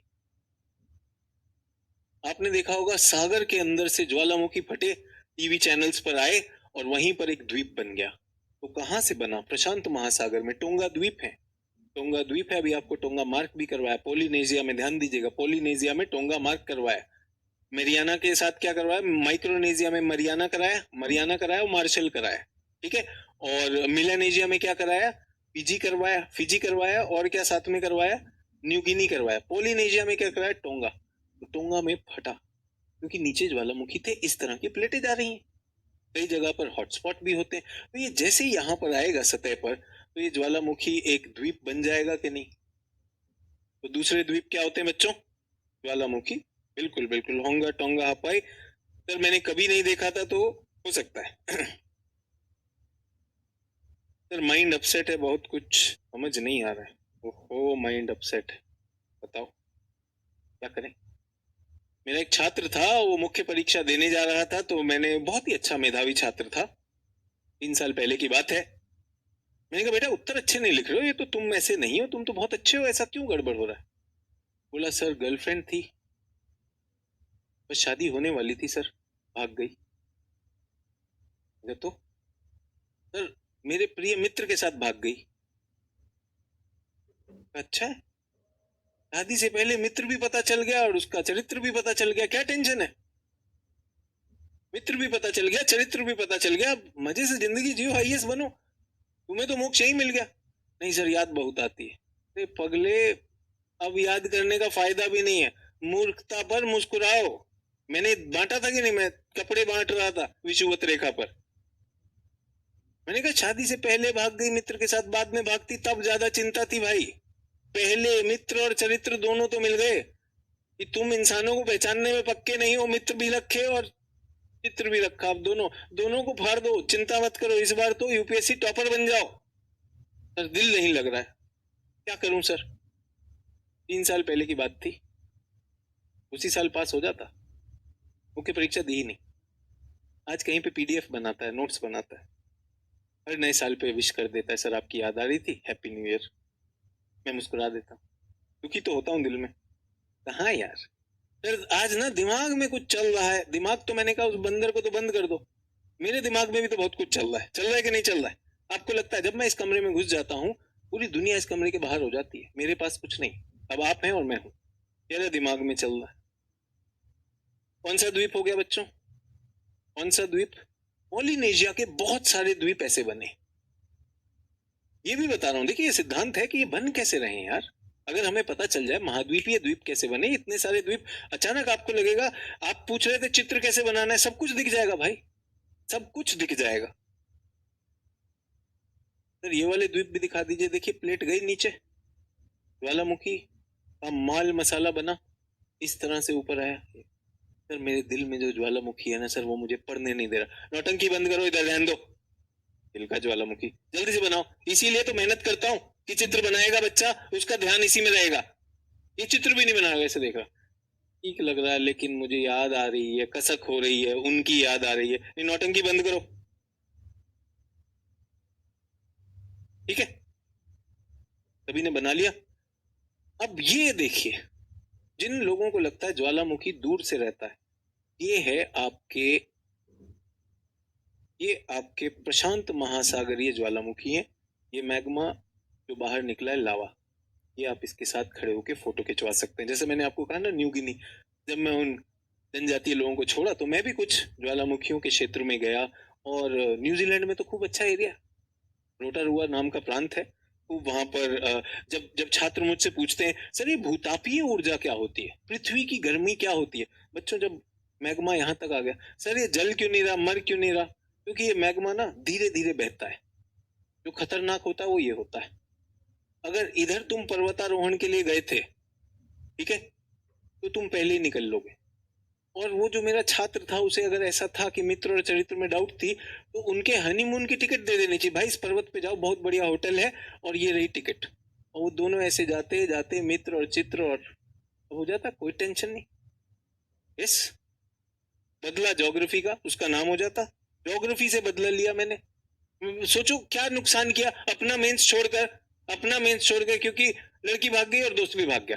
दोनों को भाई मुबारक हो, बहन मुबारक हो, अब तो बहन हो गई है, भाई बहन मुबारक हो, तुम्हारे हनीमून के लिए टिकट भेज रहा हूं, ये रहा पहाड़ ज्योग्राफी, बाकी जुगाड़ अंदर है, जब फटेगा तो लेके बीतेगा। ये है बाली द्वीप पर इस तरह फट रहा है, इंडोनेशिया के ज्वालामुखी इस तरह फट रहे हैं। लेकिन प्रशांत महासागर में जो ज्वालामुखी जिनका मैग्मा, और इनमें अंतर क्या है सर, ऐसा क्यों होता है, कुछ ऐसे होते हैं कुछ ऐसे होते हैं, तो इनका जो मैग्मा होता है ना, अगर वो बहने वाला हो, आसानी से बहने वाला हो, तो वो इस तरह निकलता है। लेकिन ये वाला बहुत जल्दी ठोस होने वाला विस्कस गाढ़ा मैग्मा फट के निकलता है। समझ में आया?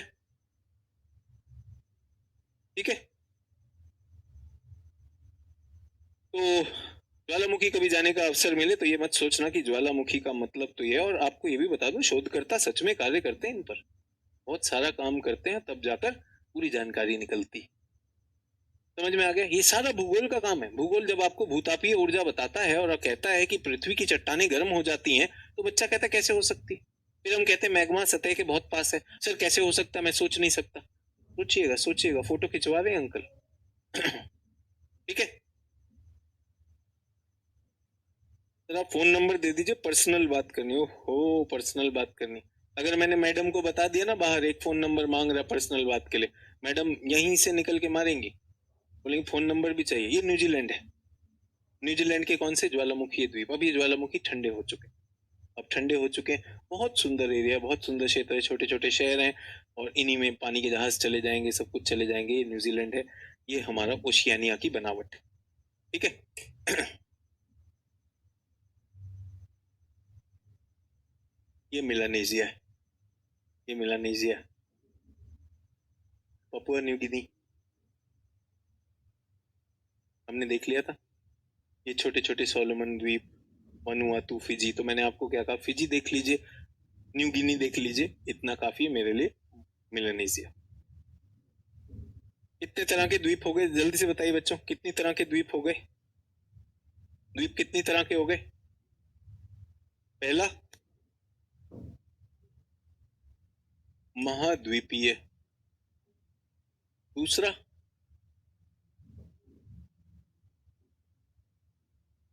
ज्वालामुखी, तीसरा एक नई चीज लेकर आ रहा हूं, प्रवाल द्वीप।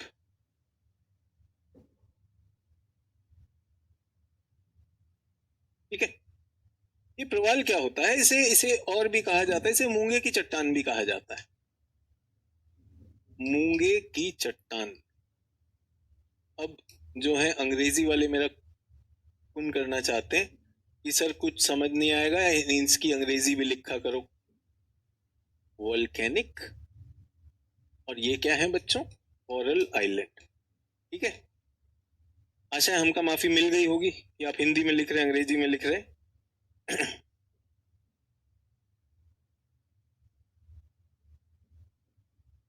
ठीक है। ये मूंगा क्या होता है? मूंगा बहुत सही चीज होता है, कि ऐसा प्राणी होता है जो हमेशा मुस्कुराता रहता है, यूपीएससी की तैयारी नहीं कर रहा है, ना इसको हिंदी मीडियम ना अंग्रेजी मीडियम, ऐसा छोटा सा कीड़ा होता है, बहुत सॉफ्ट होता है, मुलायम सा कीड़ा होता है। आप कभी कभी दीवार पे देखे होंगे, चढ़ रहा होता है और उसके ऊपर एक खोल होता है, तो ये अपना, इसको बिल्कुल भी प्रधानमंत्री ग्रामीण आवास की जरूरत नहीं है।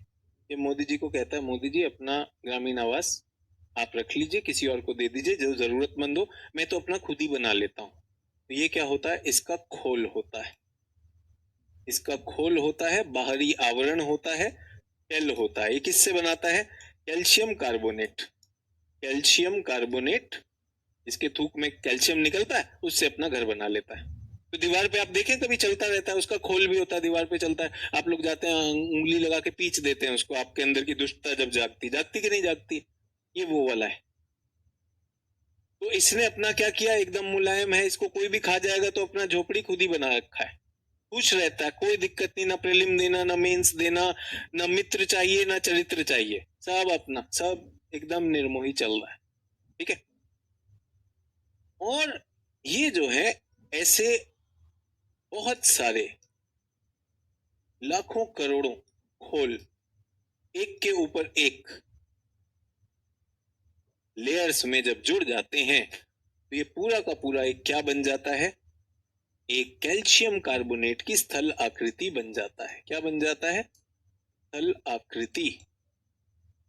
सर यही मुश्किल है, स्थल आकृति। अरे स्थल मतलब लैंड, आकृति मतलब फॉर्म। लैंड फॉर्म बन जाता है किस चीज का? Calcium carbonate. इस लैंड फॉर्म को क्या कहते हैं? कोरल, कोरल रीफ कहते हैं। वो क्या कहते हैं? Coral reef. कोरल की चट्टान, कोरल रीफ। समझ में आया? और इसको खाना चाहिए। जब खाना चाहिए तो ये खाने के लिए बाहर आएगा। ये जैसे ही खाने के लिए बाहर आएगा इसको कोई खा जाएगा। खा जाएगा कि नहीं खा जाएगा? तो ये समझदार है, ये बाहर ही नहीं आता है, ये अंदर ही रहता है। टिल्ली लिल्ली मैं बाहर ही नहीं आऊंगा। बट दिक्कत ये बाहर नहीं आएगा तो भूखा मर जाएगा। तो ये क्या करता है? ये सहजीविता में रहता है कि इसके ऊपर आकर एल्गी ग्रो करेगी। एल्गी क्या होती है?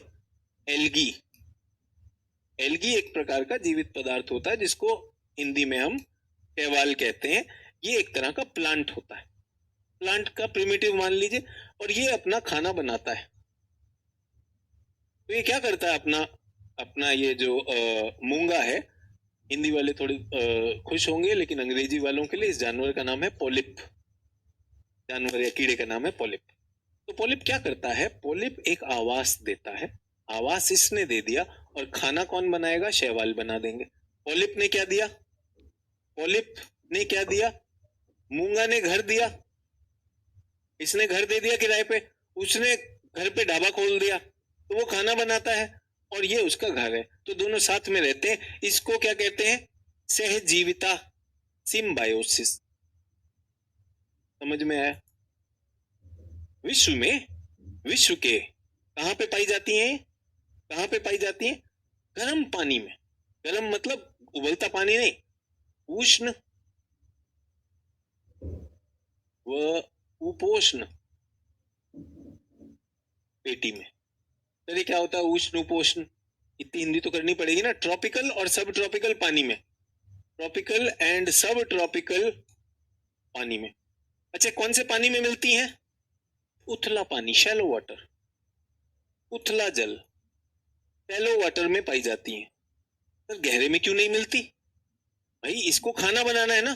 खाना किससे बनेगा? फोटोसिंथेसिस, प्रकाश संश्लेषण। तो जो सागर में जो सूर्य की किरणें होती हैं वो कुछ ही हिस्से तक जा सकती। शैलो एरिया में, उथले क्षेत्र में प्रकाश रहता है, उसके नीचे प्रकाश नहीं होगा। प्रकाश नहीं होगा तो खाना नहीं बनेगा। तो विश्व के उथले क्षेत्रों में, उष्ण उपोष्ण ट्रॉपिकल सब ट्रॉपिकल पेटियों में ये पाए जाते हैं। समझ में आ गया? ठीक है, उन पेटियों में पाए जाते हैं। और विशेष स्थान है इनका, ऑस्ट्रेलिया यहीं पर आता है। ऑस्ट्रेलिया, इंडोनेशिया, फिलीपाइंस, ये इतने इंपॉर्टेंट है ये सारा का सारा क्षेत्र कि लगभग विश्व की एक तिहाई पॉलिप्स तो भाई यहीं पर मिल रही हैं। ये जो है ना, ये फिलीपाइंस दिखाई दे रहा है बच्चों, फिलीपाइंस, इंडोनेशिया, ऑस्ट्रेलिया। ऑस्ट्रेलिया के इस तरफ यहाँ पर बहुत मशहूर कोरल रीफ है। आपने सुना है कभी यहाँ पे ग्रेट बैरियर रीफ? ऑस्ट्रेलिया के क्वींसलैंड राज्य की सीध में विश्व की सबसे बड़ी प्रवाल भित्ति, इसका नाम क्या है? ग्रेट बैरियर रीफ, यहाँ पे स्थित है। उसके बाद कहां पर? इंडोनेशिया, खूब सारे, फिलीपींस, खूब सारे, और इनमें भी बहुत सारे, इनमें भी बहुत सारे द्वीप किससे बने हैं? प्रवाल भित्तियों से बने।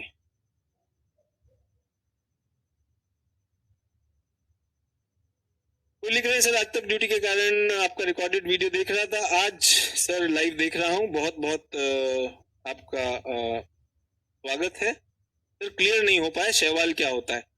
अबे अगर मैं यहाँ पर शैवाल की जगह नीम लिख देता, नीम, तो क्या होता? अच्छा, नीम एक पेड़ होता है, तो शैवाल क्या होते हैं? एल्गी होता है, एक तरह का सूक्ष्म माइक्रो ऑर्गेनिज्म होता है जो फोटोसिंथेसिस करता है। सर शैवाल क्या होता है? शब्द है यार। अगर मैं अमरूद लिख देता तब तो नहीं पूछते। ठीक है, एक और है सर, शीत युद्ध क्या होता है? शीत युद्ध क्या होता है? शीत युद्ध अभी शुरू हो सकता है, मैं तुम्हारे तुम्हारे ऊपर 4 कमेंट मार दूं और फिर तुम्हें मुझसे नफरत हो जाए, लेकिन हम दोनों आमना सामना ना करें, उसे शीत युद्ध कहते हैं। इसका क्लास से कोई मतलब नहीं है। अचानक पहुंचा है, एम डाल दो, सवाल डाल दो, दाग दो, मास्टर खड़ा है, इसको दागो। और मैंने तो कहा, मैंने अपने मास्टरों को बहुत बहुत परेशान किया, तो अब तो मैं तो प्रायश्चित कर रहा हूँ, बहुत सारे दागेंगे। ठीक है सर, चांद क्या होता है, तारे क्या होते हैं? तू नहीं, तेरा गम, तेरी जुस्तजू भी नहीं। फिर कुछ और बताइए। समझ में आया सवाल क्या होते हैं? माइक्रोस्कोपिक प्लांट हो। माइक्रोस्कोपिक क्या होता है? पादप। अरे पादप बहुत कठिन हिंदी है, तो कर लो। पादप मतलब पौधा। ठीक है। और मूंगा क्या होता है? सर मूंगा नहीं समझ में आया। अरे ये स्माइलिंग वाला, ये वाला मूंगा है, ये मूंगा है, इसलिए फोटो बना दी थी, सेल्फी ले लेना मूंगे के साथ। समझ में आया? तो कोरल कहाँ पे है? इस सारे क्षेत्र में कोरल के भी वो है। अच्छा ये बनते कैसे? आइए देख ले, चित्र में दिखाऊं। ये इतने सुंदर लगते हैं, ये सारे के सारे जो है ना, ये छोटे छोटे जो बने कैल्शियम कार्बोनेट से बने, इन इन आकृतियों में बनते हैं ये वो छोटे छोटे अपनी कॉलोनी, लाखों करोड़ों मूंगे ये बना रहे हैं। और इनमें बहुत सुंदर रंग होते हैं। क्यों? शैवाल अलग अलग रंग के होते हैं, कोई पीले रंग का, कोई नीले रंग का, कोई हरे रंग का। शैवाल एक तरह का पादप है। ठीक है। वो खाना बना रहा है। तो प्रवाल भित्ति क्या होती है? एक प्रकार की समुद्री स्थलाकृति है। ये चूना प्रधान जीवों के स्तरीकरण से बनती है। चूना प्रधान क्या होता है? अभी बताया था, कैल्शियम कार्बोनेट, तो कैल्शियम से बनती है। तो इंग्लिश मीडियम वाले जान मत दे देना चूना प्रधान क्या होता है। ठीक है। प्रधान जी तो सुना है, लेकिन चूना प्रधान नहीं सुना है। कोई बात नहीं, कैल्शियम कार्बोनेट। उससे कैल्शियम कहाँ से आता है? तो उनकी थूक में निकलेगा और वो अपना कैल्शियम इकट्ठा होते होते होते ये कैल्शियम बना लेंगे। इनके अलग अलग रंग दिखाई दे रहे हैं। क्यों दिखाई दे रहे हैं? क्योंकि इन पर आकर क्या बैठ गया? काई। एल्गी जो है, एल्गी अगर नहीं सोच पा रहे हो कि ये शैवाल कैसे होते, काई समझ लो। काई तो देखिए सर, काई भी नहीं पता है। अच्छा, काई पोछे चल रहा है तुम्हारा तो, फिर काहे को यहाँ पर आ गए? छोड़ो, कोई टेंशन नहीं, फिल्म देखो आज, कौन सी बढ़िया लगी ढूंढ लेना। और उसके बाद क्या? प्रवाल जीव एवं शैवाल के बीच में सहजीवी संबंध होता है। ये दोनों एक दूसरे की मदद करते हैं। समझ में आ गया? बहुत सुंदर। और मैं ये बताना चाहता हूं कि विश्व में आप और मैं तो भूमि पर रहते हैं, और हमने सुना है विषुवत के जो वन होते हैं ना, अमेजन का जंगल और कांगो का जंगल, वो बहुत ही विविधता होती है, उसमें बहुत सारे जीव होते हैं। ये आपने देखा नहीं है? कोरल रीफ में जितनी विविधता है वो विश्व के किसी और पारी तंत्र में है ही नहीं। No other ecosystem is that diverse. इसमें इतनी प्रजाति की प्रजातियों की गिनती भूल जाओगे। और ये है, इनको rain forest of the ocean कहा जाता है। महासागरों के वर्षा वन, rain forest of the ocean. तो क्या हम ये देख सकते हैं? हाँ हाँ बिल्कुल देख सकते हैं। ये अगर आपको भारत से दूर नहीं जाना, अंडमान निकोबार में मिल जाएगा। लोग जाते हैं, आपने कई बार देखा होगा, स्नॉर्कलिंग करते हैं चश्मा लगाकर, और सांस की एक नली लेकर घुस जाएंगे, फोटो खींचेंगे बहुत सुंदर सुंदर। लेकिन बुरी बात क्या होती है? बुरी बात क्या होती है? हमने अपनी मानवता तो दिखानी है ना, उधर जाएगा, इसको तोड़ के ले आएगा, तोड़ के ले आएगा। ये मेरी गर्लफ्रेंड के लिए। अबे जो तू तोड़ कर लाया ना, वो गर्लफ्रेंड तो वैसे ही छोड़ के भागने वाली थी, बेचारे का घर तोड़ के आ गए तुम। आगे के नहीं आगे? तो इन पर बहुत बड़ा खतरा मंडरा रहा है। जैसे जैसे विश्व का तापमान बढ़ता जा रहा है, इनका जो जुड़ाव था ना, वो कमजोर हो रहा है। तापमान की वजह से अगर शैवाल मर गए, सोचिए, अगर ये काई, ये एल्गी मर गई, तो इनका खाना बंद हो जाएगा। बंद हो जाएगा कि नहीं? और बेचारा मूंगे को गर्मी लग गई, जुकाम हो गया, नजला हो गया, खत्म हो गया, निपट गया, तो दिक्कत है। तो ये बेचारे मरते जा रहे हैं वैश्विक तापन की वजह से। दूसरा, आप और मैं पर्यटन की वजह से एक जेब में रख के ले आ रहे हैं, उस वजह से हो रहा है। तीसरा, हम यहाँ पे बहुत ज्यादा मछली पकड़ते हैं, तो जब मछली ऐसे पकड़ते हैं, बहुत विध्वंसकारी गतिविधियां करते हैं, जिसमें इन पर जोर से पत्थर मारते हैं। क्यों मारते हैं सर?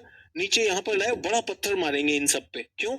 उससे शोर होगा। शोर से क्या होता है? मछली डर जाएगी, मछली डरेगी तो भागेगी, मछली में भगदड़ होगी, मछली सारी भाग रही है, और मैं वहां पे चंपक नंदन खड़ा हूं अपना जाल लेकर, और सारी मछलियों को पकड़ लूंगा।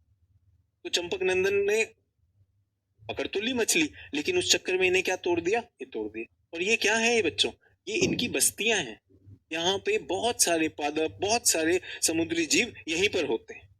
समझ में आया? बहुत ही सुंदर पारितंत्र, हम अपनी आंखों के सामने इसे तबाह होता देख रहे हैं और हम इसके लिए शायद ही कुछ कर पाए। और एक कारण तो ये भी है कि मेरे बहुत से छात्र, हजारों छात्र मुझे अभी सुन रहे होंगे या रिकॉर्डिंग में देखेंगे, आप में से बहुत से लोगों को पता भी नहीं है ये सब हमारी प्राकृतिक धरोहर है। और जब, अभी तो ये पानी के नीचे है ना बच्चों, जब ये पानी के सतह के बहुत पास आ जाते हैं तो ये क्या कहलाते हैं? प्रवाल द्वीप। तो प्रशांत महासागर में ऐसे बहुत सारे प्रवाल द्वीप हैं। समझ में आया? सभी लोग मेरे साथ? कोई बोला सर पीडीएफ दे दो, और एक कल लिखवा रहा था, लिखा, अरे भाई किसी को पीडीएफ समझ आ रहा है क्या? कुछ लोग ऐसे होते हैं नेता टाइप के ना, उसको समझ नहीं आ रहा तो ये नहीं लिखेगा कि भाई पीडीएफ समझ नहीं आ रहा है। अरे भाई उत्तर अमेरिका किसी को समझ आ रहा है क्या? उसके बाद फिर चुनाव लड़ेंगे, नेता बनेंगे, है ना? नेता बन के आप देख रहे हो बहुत से राज्यों में आज भी मारकाट चल रही। नेता लोग ध्यान दीजिए, आपका चैट हम पढ़ते हैं, नेतागिरी यही निकालेंगे, उस पर लिखा होगा प्रवाल भित्ति एक प्रकार का समुद्री स्थल आकृति है। अगले दिन क्वेश्चन आता है, सर जब आप पढ़ा दिए हमको समझ आ गया तो ये पढ़ना जरूरी है क्या? एक कह रहा है ये, दूसरा क्यों भाई लोग आपको आ रहा है समझ? ये नेता अगली बार आया ना पकड़ के,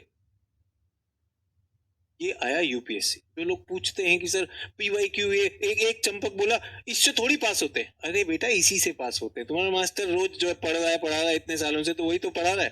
पहला 3 कथन दिए हुए हैं, सर यही दिक्कत है सर, मेरे को हिंदी में नहीं दिया, मेरे साथ भेदभाव है। हाँ हिंदी आती नहीं है, भेदभाव बता रहा है।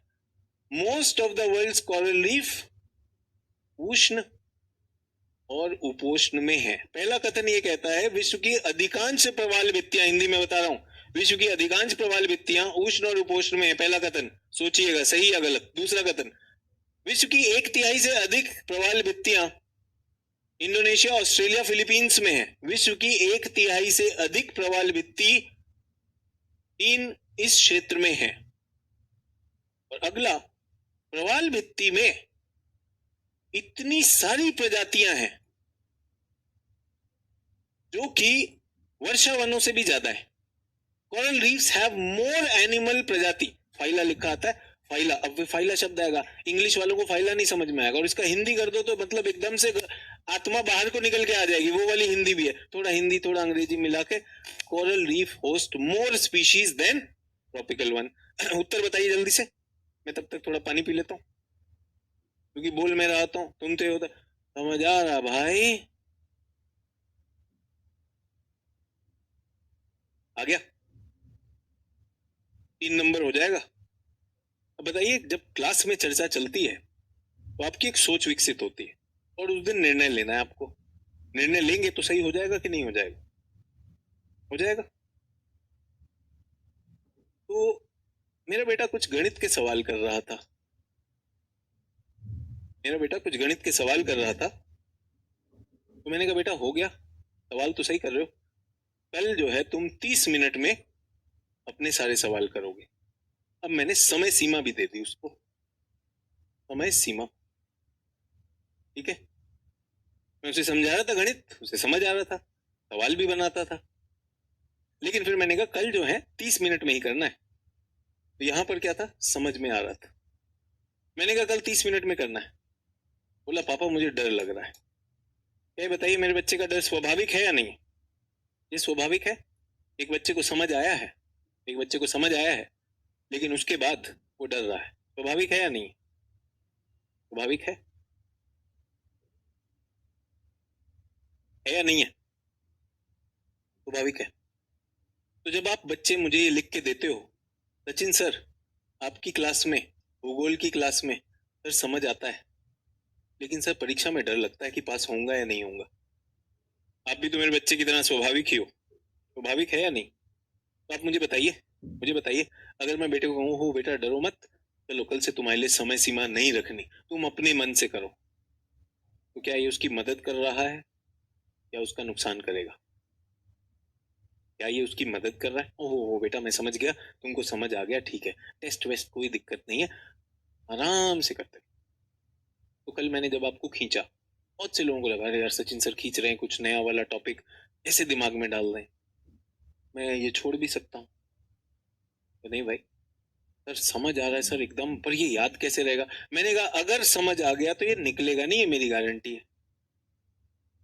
ठीक है, तो ठीक वही चीजें जो एक 8वीं कक्षा के बच्चे के लिए, मेरे बेटे के लिए अप्लाई होती है, वो आप बच्चे बच्चियों के लिए भी अप्लाई होती है। आप मेहनत करें तब ना डर लग रहा है बच्चों।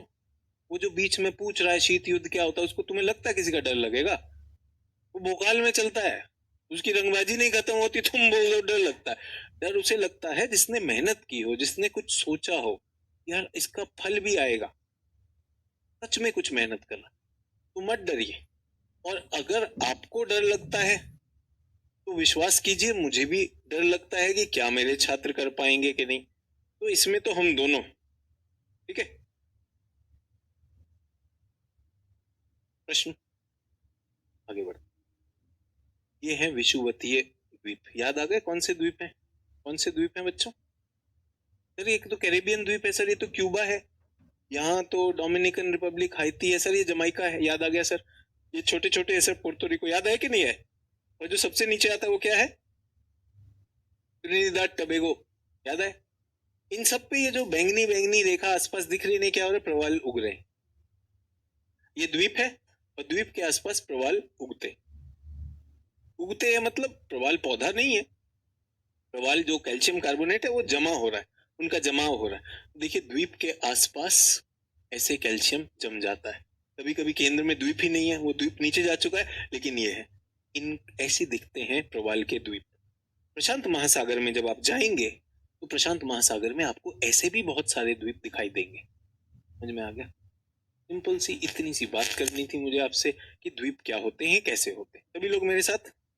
पॉलिप को फंगी भी बोल सकते हैं? नहीं बेटा, पॉलिप, पॉलिप एक जीवन है, जानवर है छोटा सा, और ये फंगाई में नहीं आता, तो वो फंगस नहीं। बायोलॉजी के कंसेप्ट से एल्गी और फंगी भी सिम्बायोटिक होता है बेटा, वो लाइकेन होता है। जबरदस्ती मत करो, सीमित ज्ञान को ऐसे जोड़ के एल्गी और फंगी से लाइकेन बनता है, वो एक अलग चीज होती है। यहाँ पर आपको मूंगा बताया, और कई लोगों को मैं ये भी बताना चाहता हूँ कि आज जाएंगे और एक वीडियो देख लेंगे, वीडियो देखेंगे तो ज्यादा समझ आएगा कि नहीं, प्रवाल भित्ति क्या होती है, मूंगा क्या होता है। ठीक है, वापस आता हूँ, कहाँ पर हूँ मैं? द्वीपों पर था, द्वीपों का निर्माण कहे तो शीत युद्ध कर दिए हो। अब मुझे बताइए सभी छात्र प्रशांत महासागर के द्वीपों को समझ गए कि नहीं? अब ऐसा लग रहा है यार ये पॉलिनेशिया माइक्रोनेशिया, हमें तो पता है कैसे बने, कुछ महाद्वीपों के अंश हैं, कुछ ज्वालामुखियों का उद्गार हुआ होगा। अच्छा ज्वालामुखियों का उद्गार क्यों हुआ? सर यही तो पैसिफिक रिंग ऑफ फायर है, यहीं पर तो बहुत सारी अभिसरण की सीमाएं हैं, है कि नहीं प्लेटों की? हाँ वो भी है सर, वो भी दिखाई देता। और यहाँ पर क्या है, छोटे छोटे छोटे छोटे जितने भी वोल्केनिक वो होते हैं उन पर वो बन जाते हैं। ठीक है, तो यहाँ से बनते हैं। सर ये आखिरी वाला नहीं बताया आपने, तलछट वाला। अरे बेटा, किसी नदी के मुहाने पर अगर गाद इकट्ठी हो जाती है, तो गाद अगर निकल रही हो बाहर, सेडिमेंट्स अगर इकट्ठे हो जाते हैं, तो वो द्वीप कहलाता है कि नहीं कहलाता?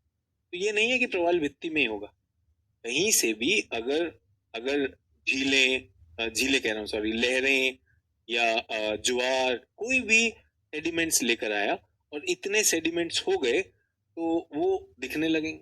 अच्छा आपने सुना है नदी के बीच में भी द्वीप होता है, नदियों के बीच में द्वीप आ जाता है, वो किससे बनता है? गाद से बनता है ना, सेडिमेंट से बनता है, वो सेडिमेंट्री। तो भारत में एक मशहूर द्वीप है, आपने सुना होगा, ब्रह्मपुत्र नदी के बीच में, क्या नाम है उस द्वीप का, सबसे भारी आबादी वाला द्वीप? माजुली द्वीप, रिवराइन आइलैंड, है नहीं? अच्छा, गंगा नदी के मुहाने पर, जब मुहाने पर नदी ऐसे जाती है, नदी बट जाती है, नदी जो है बट जाती है क्योंकि उसके पास धार नहीं होती, और वहीं पर थोड़े थोड़े द्वीप आ जाते हैं, है ना? मोदी जी ने वो स्टैचू ऑफ यूनिटी बनवाया है सरदार पटेल का, वो नर्मदा के मुहाने पर एलियाबेट नाम का द्वीप है, उस पर बना है। तो द्वीप क्या है, द्वीप के सिद्धांत समझ में आ गए, कोई दिक्कत ही नहीं। सर ये तो ठीक है, ये छोटी छोटी चीजें क्या करवा रहे हो, यूपीएससी के लिए पढ़ाओ तब तो बात भी है। तुम्हें क्या लग रहा था मैं सिनेमा के लिए पढ़ा रहा था? मैं तो यूपीएससी के लिए पढ़ा रहा था। Explain the formation of thousands of islands in Indonesia and Philippines archipelago. ये करके दिखाओ चाचा। 250 शब्दों में लिखना है इसको। यूपीएससी मेंस में पूछा, 12वीं क्लास है, तो तुमको नहीं पता मैं क्यों करवा रहा हूँ? तुमको लगा मैं सर्किट के लिए पढ़ा रहा हूँ? चाचा इसी एग्जाम के लिए पढ़ा रहा हूँ। ये जब प्रश्न आया इंडोनेशिया और फिलीपींस द्वीप समूह में हजारों द्वीप कैसे बने, तो बताइए हजारों द्वीपों के लिए तीनों श्रेणी के द्वीप पता होने चाहिए कि नहीं? उनके डायग्राम बनेंगे कि नहीं बनेंगे? ये प्लेट की सीमाएं हैं कि नहीं? प्लेट की सीमाओं पर अभिसरण से डायग्राम बनेंगे कि नहीं बनेंगे? प्लेट के पास यहाँ पे महाद्वीपीय द्वीप बनेंगे या नहीं बनेंगे? और प्रवाल भित्ति के द्वीपों की बात करनी पड़ेगी कि नहीं करनी पड़ेगी? और यहीं पे नदियों के मुहाने हैं, नदियों के मुहाने हैं, तो क्या उनका भी नहीं आएगा कि सेडिमेंट से हो जाएगा? जब आपको पता होगा 4 तरह के द्वीप हैं, तभी ना आंसर कर पाओगे। बट उसके लिए तो राइट ब्रेन चाहिए ना बच्चे। लेफ्ट ब्रेन को तो अभी क्या पता करना है शीत युद्ध क्या होता है? क्यों? क्योंकि लेफ्ट ब्रेन ने अभी ताजा ताजा एक सवाल पढ़ा है। तो जितने भी लोग बैठे हैं ना कि सर ऐसे छोटा छोटा बता रहे हैं, बेटा छोटे से ही बड़ा होता है, इसलिए छोटा बता रहे। इस मामले में विश्वास रखो कि हम ज्यादा समझ रहे हैं। सभी लोग मेरे साथ? ठीक है। एकदम से अब ये प्रश्न का उत्तर कब करवाएंगे? क्लास होने 15-16 क्लास हो जाएंगी, जब जब आपके पास कुछ सिद्धांत आ जाएंगे, जब आपके पास बोलने के लिए भाषा आ जाएगी, विचारों का थोड़ा सा आवागमन सहज हो जाएगा, लो आ जाएगा, तब ये उत्तर लिखने में मजा आएगा, है ना? और वो जो लोग जो बहुत ज्यादा परेशान हो रहे हैं, वो कुछ ऐसे भी हैं कि वो कई बार मेंस दे चुके हैं, वो प्रीलिम स्पेशलिस्ट रट रट के पहुंचते हैं, ठीक है, लेफ्ट ब्रेन प्रीलिम्स निकाल लेते हैं, और मेंस में आंसर नहीं आता है, तो वो क्या चाह रहे हैं? उत्तर संग्रह चाह रहे हैं, और फिर वो उत्तर को रट के वहां पर कुछ करना चाहते हैं। तो ये सारी चीजें चलेंगी। ये देखिए, अंशिका बोली सर एक बार आंसर लिखकर बता दीजिए। ये वही वाले हैं, दे चुके हैं। एक बार आंसर, एक आंसर मास्टर जी ने ये लिख के दे दिया, चलो भाई एक हो गया, एक और दे दिया, एक और दे दिया। आपको लगता है मैं वो वाला हूँ शिक्षक? मैं आपसे आंसर लिखवाने वाला हूँ। अंशिका जी पहली बार आप लिख रही हैं कोई कमेंट, आशा है आप उसके अलावा भी काम के कमेंट भी लिखेंगी। फिर उत्तर लिखवा दीजिए, है ना? चलिए आगे बढ़ते हैं।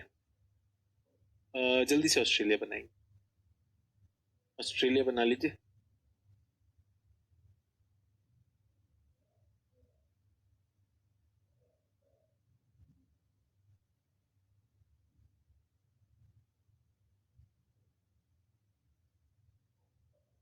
बना लिया?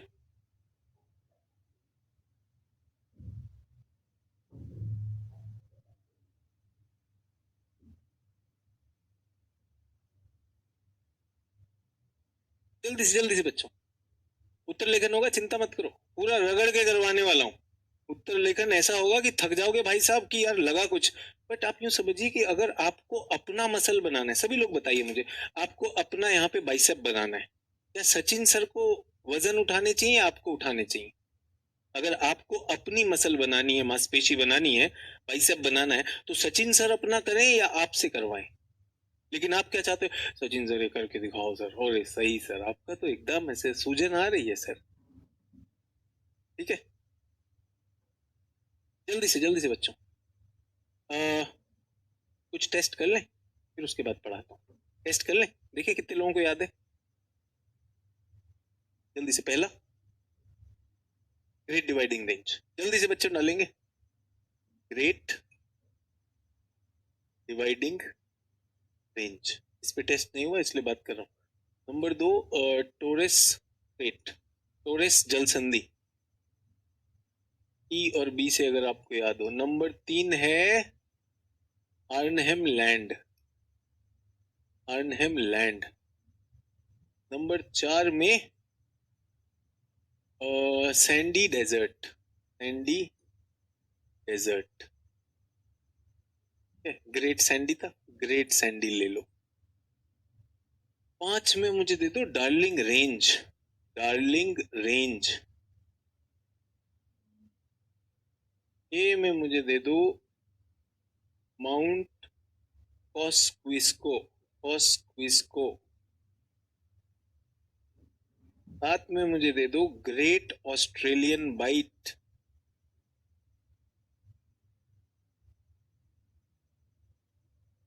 8 में मुझे दे दो कोरल सी। 9 में मुझे दे दो बास रेट।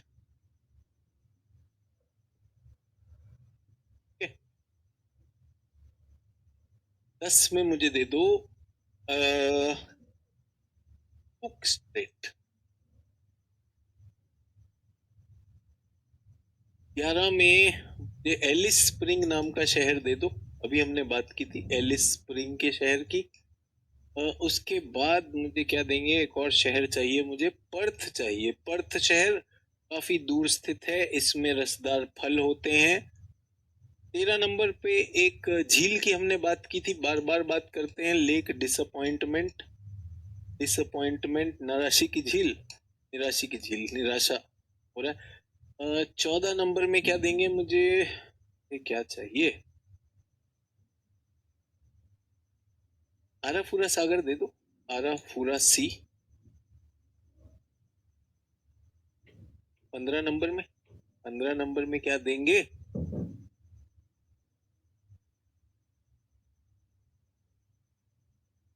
आसमान की राजधानी होबार्ट।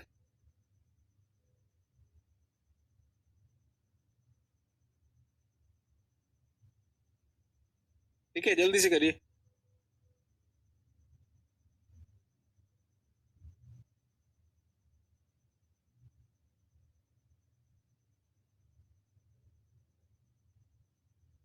जल्दी से हो गया। अभी उत्तर लेखन 15-16 नंबर क्लास तक नहीं ट्राई करेंगे। चलिए बच्चों, तो पहला है ग्रेट डिवाइडिंग रेंज। ठीक है, ये हमारा पहला हो गया। दूसरा बच्चों टोरेस स्ट्रेट है। तीसरा प्रायद्वीप आर्नहेम लैंड है। उसके बाद ग्रेट सैंडी, यस।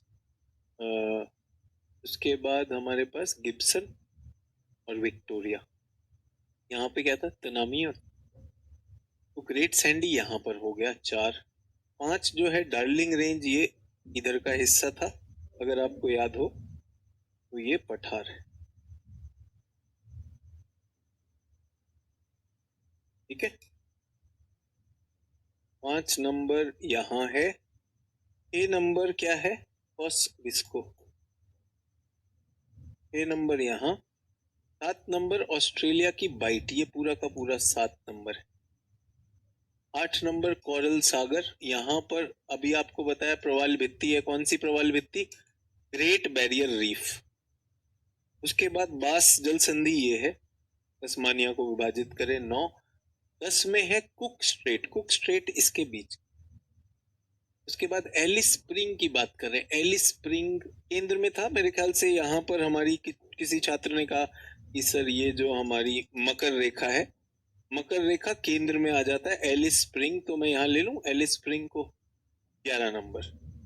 12 नंबर में राजधानी पर्थ आ रही है इस राज्य की, वेस्टर्न ऑस्ट्रेलिया की। 12 नंबर। 13 नंबर पे डिसअपॉइंटमेंट नाम की झील है, वो यहाँ पर आ गई। 13 नंबर। 14 नंबर पर है आराफुरा सागर, ये रहा आराफुरा सागर। 15 नंबर पे होबार्ट। किसी ने कहा सर तस्मानिया और होबार्ट, बेटा तस्मानिया जो है ये इसका एक प्रांत ले लीजिए, वैसे केंद्र शासित प्रदेश है, उसकी राजधानी है होबार्ट। होबार्ट में सेब मिलते हैं और पर्थ में क्या मिलते हैं, रसदार फल मिलते हैं। समझ में आया? हो गए 15। बट मैंने इसलिए नहीं किया था, ये मेरा टेस्ट था, टेस्ट से तो मैं शुरू कर रहा था। तो इसको क्या कहते हैं, वेस्ट ऑस्ट्रेलियन प्लेटू या शील्ड, पश्चिमी ऑस्ट्रेलिया का पठार। लिख लीजिए, यहीं पे लिख लीजिए, सभी लोग लिखते जाइए। ये कौन सा पठार है, आर्नहेम का पठार। ये आर्नहेम का पठार। यहां पर आते हैं बच्चों मैदान,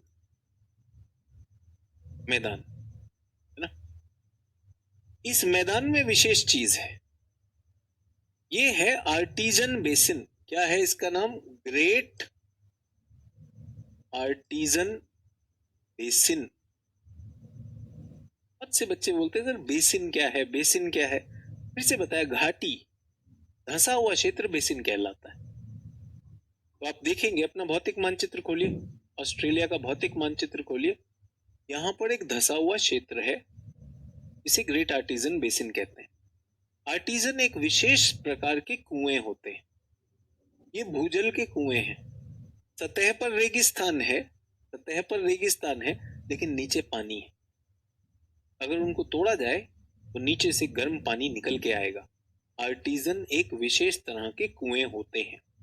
कहाँ पर पाए जाते हैं? पर्वतों के साथ में पाए जाते हैं। सिद्धांत फिर कभी बताऊंगा, अभी ये बता दिया आर्टिजन बेसिन। भारत में भी हिमालय के दक्षिण में तराई क्षेत्र में ऐसे बेसिन बनते हैं जहां भूजल तो है, सतही जल नहीं है। क्यों नहीं है बता दूंगा सिद्धांत।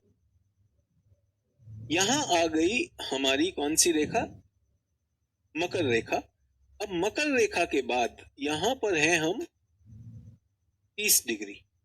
30 डिग्री के आसपास यहां पर नीचे के क्षेत्र में 30 डिग्री के बाद, 30 पे तो मरुस्थल होता है, यहां पर हमारे पास विशेष घास के मैदान है। समझे? जैसे उत्तर अमेरिका में प्रेरी था, दक्षिण अमेरिका में पैम्पा था, दक्षिण अमेरिका में पैम्पा था, ऑस्ट्रेलिया में यहाँ के घास क्षेत्र का नाम है डाउन्स। डाउन्स अहम है, लिखवा रहा हूं इसलिए। अपने चित्र को कंप्लीट कर लीजिए, जो पहला चित्र बना रहे थे ना, फिर से ला रहा हूं। डाउन्स टेस्ट में पूछूंगा, ये घास क्षेत्र है, यहाँ पे गेहूं की खेती होती है, यहाँ पे पशुपालन होता है, यहाँ पे भेड़ें पाली जाती हैं, खूब ऊन निकलता है, पशुपालन में दूध भी खूब होता है। ऐसा ही कुछ यहाँ पर है। एक घास क्षेत्र इधर भी है, न्यूजीलैंड का घास क्षेत्र। न्यूजीलैंड का घास क्षेत्र कहलाता है कैंटरबरी, कैंटरबरी घास क्षेत्र, कैंटरबरी प्लेन। न्यूजीलैंड दूध के और दूध से जुड़े हुए उत्पादों के लिए जाना जाता है। समझ में आए? सभी लोग मेरे साथ, सभी लोग मेरे साथ। कैंटरबरी प्लेन, तो याद रखना है डाउन्स कहां पर है? डाउन्स है ऑस्ट्रेलिया में, यहाँ के घास क्षेत्र, और कैंटरबरी न्यूजीलैंड में। और वो कौन से शुष्क एरिया है जहां पर सतही जल नहीं है लेकिन भूजल है? Artesian Basin. ठीक है। एक और यहाँ पर सभी लोग ध्यान दीजिएगा, एक और यहाँ पे धंसा हुआ क्षेत्र है। यहाँ इस धंसे हुए क्षेत्र में ऑस्ट्रेलिया के भौतिक मानचित्र में देख के बताइए, नीला नीला क्या लिखा हुआ है? कौन सी झील है? देख के बताएंगे जल्दी से, जल्दी जल्दी कंप्लीट करेंगे। ऑस्ट्रेलिया, मैंने कहा ना ओशियानिया तो खत्म करना है ना बच्चों। आपको ओशन में ले गया, सारे के सारे ओशियानिया के द्वीप से परिचय कराया, कौन सा कोरल भी हो सकते हैं, महाद्वीपीय भी हो सकते हैं, ज्वालामुखी। मुझे तो मेरा काम करने दिए ना। प्रश्न दोनों दिखा दिए आपको, प्रारंभिक में भी आते हैं, प्रारंभिक में कैसे प्रश्न आते हैं, मुख्य परीक्षा में कैसे प्रश्न आते हैं। ये जो पढ़ाता हूँ किसी कारणवश पढ़ाता हूँ, है या नहीं? चॉकलेट इसी के नाम पर होगा शायद। बेटा चॉकलेट की बहुत बड़ी कंपनी, मैं बता रहा हूँ, कैडबरीज कंपनी का एक हेडक्वार्टर यहाँ पर है। कैडबरी के रैपर पे वो नाम लिखा रहता है, लेकिन बहुत से छात्र नहीं जानते होंगे। हाँ, ये बहुत अच्छा बता रहे हैं, आयर झील, EYRE, आयर झील। तो ये क्या है? एक तरह का खड्ड है, और खड्ड में जो आसपास से कुछ भी वर्षा कुछ होगी तो ये आ जाएगी। और ये भी बता दूं, ये सागर के तल से 15 मीटर नीचे है, तो इसकी ऊंचाई क्या है? -15 मीटर। ये ऑस्ट्रेलिया का सबसे निचला स्थान है। वॉस्क्विस को अगर सबसे ऊंचा स्थान है तो सबसे निचला स्थान क्या है? आयरी झील। सभी को समझ में आया? आयरी झील, आयर झील कह रहे हैं आप, बिल्कुल सही कह रहे हैं। आयर झील और डिसअपॉइंटमेंट झील, दो ही झील काम की है, बहुत हमें उस पर काम नहीं करना। ठीक है। और ये भी बता दूं कि ऑस्ट्रेलिया मुख्यतः शुष्क द्वीप है, यहाँ बहुत सारा सतही जल है ही नहीं। कुछ छोटी मोटी नदियां यहाँ बहती मिल जाती है मुझे, एक फिट्जरॉय मिल गई, एक फ्लिंडर मिल गई, लेकिन ये बहुत काम की नदियां नहीं है, छोटी छोटी नदी।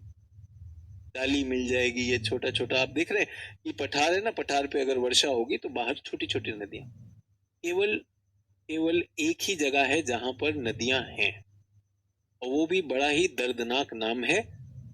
यहाँ पर नदी मिलेगी आपको घास क्षेत्र में, मरे डार्लिंग। एक डार्लिंग थी वो भी मर गई, मरे और डार्लिंग जरा देखिए हैं, मरे और उसकी डार्लिंग और उसकी सहायक नदी मरे, मरे डार्लिंग मिली। एक ही झील नदी याद रखनी है, मरे और आयर। कहां पर? इसके दक्षिण पूर्वी हिस्से में जहां पे डाउन्स है, मरे और आयर मिल रहा है। इधर कैनबेरा राजधानी के पास से मुरुम्बिजी भी होंगी, ये छोटी छोटी नदियां, बट आपको क्या याद रखनी है? मरे और डार्लिंग।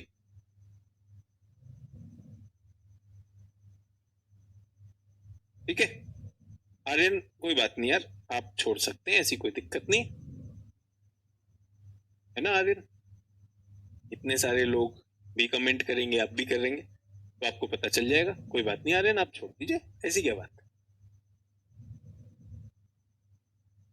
सभी लोगों को मिल गया मरे और डार्लिंग, है ना। कुछ लोग अभी भी इसमें फंसे हुए, आर्यन साहब का ही फरमाना है सर इंडियन ज्योग्राफी से नहीं पढ़ा है। क्यों, इंडियन ज्योग्राफी में तुम्हें हिंदी ज्यादा आती क्या? तुमको हिंदी नहीं आती? प्रवाल वित्ती की बात करते क्या कीजिएगा, वो तो सब जगह सेम ही रहेगी। भारत में बच्चों लक्षद्वीप जो है प्रवाल वित्ती से बने हैं, यहाँ भी प्रवाल वित्ती से बने हैं। तो खैर आर्यन मजे ले रहा था तो मुझे लगा आर्यन से पहले मैं उसके मजे ले लेता हूँ। आर्यन ये तो ध्यान रख लेना, ध्यान रख लेना, शिक्षक तो एक ही है, वो मैं ही हूँ, तुम तो बनोगे नहीं। सभी लोग समझ में आ गया? अब बताइए आज का टेस्ट और आज के सिद्धांत दोनों समझ आए कि नहीं आए? आज के टेस्ट में 15 आने चाहिए थे, ये आपका टेस्ट था। मैं चाहता था कि आप अपना आत्मविश्वास लेके जाएं जो आपने काम किया होगा। ये छप जानी चाहिए अब तक चीजें। 4 महाद्वीप हो गए, एक श्रीमान 1008 आर्यन जी बैठे हुए, उनका ये मानना है कि अगर आप पहले भारत भूगोल पढ़ाते तभी मुझे समझ में आता, उसके पहले नहीं आता। देख उसकी बॉयफ्रेंड की गर्लफ्रेंड दोनों भाग गई, ठीक है, तुम्हारे समझ आने से कुछ नहीं होता है। मरे और डार्लिंग, एक बोला सर डार्लिंग मिल रही है मरे नहीं मिल रही है। मरे भी मिलेगी, सहायक नदियां हैं, गंगा जमुना, जैसे मिसिसिपी मिसौरी थी, तो ढूंढोगे तो मिलेगा, क्लास के बाद भी ढूंढ सकते हैं। सभी लोगों से आग्रह है, ये सब परीक्षा की दृष्टि से आती हैं। आपसे आर्टिजन बेसिन पे सवाल पूछ सकता है, वर्षा के प्रकार पूछ सकता है, वर्षा क्यों यहाँ पर कम है कि यहाँ पर ज्यादा है, वो सारी चीजें आज की डेट में वो प्रीलिम्स में भी पूछता है, सैद्धांतिक रूप से भी पूछता है, और मेंस में लिखवाता भी है। सब चीजें उस हिसाब से चल रही है। और निश्चित रूप से पहली बात, ये 10-12 क्लास जो हुई हैं, इसमें आप सैद्धांतिक रूप से अपने जो कदम रख लेंगे, ये आपके उत्तर लेखन में भी आपकी मदद करेंगे। बट हाँ, एक दो चंपक जरूर सवाल आएंगे, और चंपक सवालों का मेरे पास एक ही जवाब रहता है, नंदन जवाब। हर चंपक सवाल का मेरे पास नंदन जवाब रहेगा कि भाई सर हिंदी और सहज कर लीजिए, हिंदी और इजी कर दीजिए, हिंदी भी इजी चाहिए। सभी लोग, अगर आपके 14 आए थे 15 में से, तो चुल्लू ढूंढो और चुल्लू भर पानी में डूब मरना। और अगर नहीं डूबना है तो पश्चाताप क्या है? Revise, revise. क्या रिवाइज करें? एटलस और क्लास, एटलस और क्लास लिखते रहिए। मुझे भी पता है, आप सोचिए तो सही बच्चों, मैं कर क्या रहा हूं। मैं तो विश्व का भौतिक भूगोल कर रहा हूं ना। भौतिक भूगोल में कितने बच्चों को लगता है भौतिक भूगोल में अब हम किसी भी थल मंडल, किसी भी महाद्वीप के थल मंडल को समझने की क्षमता रखते हैं?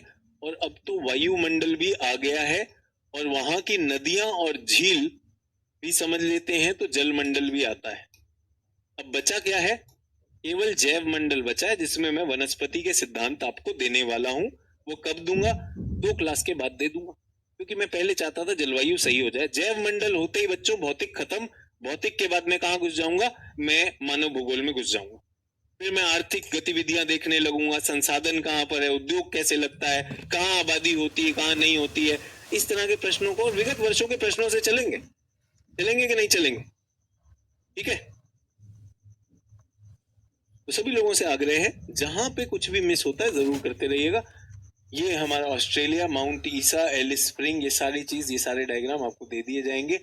ये उसका जो रूपरेखा है, यहाँ पे ग्रेट डिवाइडिंग रेंज, ये ग्रेट आर्टिजन बेसिन, जिसको नहीं मिला हो, ग्रेट आर्टिजन, जिनको नदी नहीं मिली बेटा, ये मरे है, ये डार्लिंग है, शायद मैंने नीचे डी लिख दिया होगा, डार्लिंग और मरे। ठीक है, बाकी जो झीलें और नदियां हैं अभी नहीं करनी है, अभी नहीं करनी है, पहले मुख्य कर लेंगे।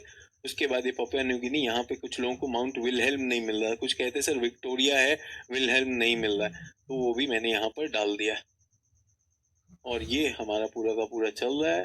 न्यूजीलैंड, न्यूजीलैंड आपको चित्र दिखाया। न्यूजीलैंड का ये जो क्षेत्र है ना, यहाँ पे भूतापीय ऊर्जा है। न्यूजीलैंड बहुत भूतापीय ऊर्जा रखता है। यहाँ पे बहुत से लोग ऐसे क्षेत्रों में जाते हैं जहाँ गर्म पानी भाप मार रहा होता है। इस तरह के सुंदर सुंदर क्षेत्र हैं न्यूजीलैंड में।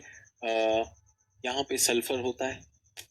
इनमें अगर इन पानी में आप घुसते हैं तो आपके त्वचा रोग दूर होते हैं सल्फर के लिए।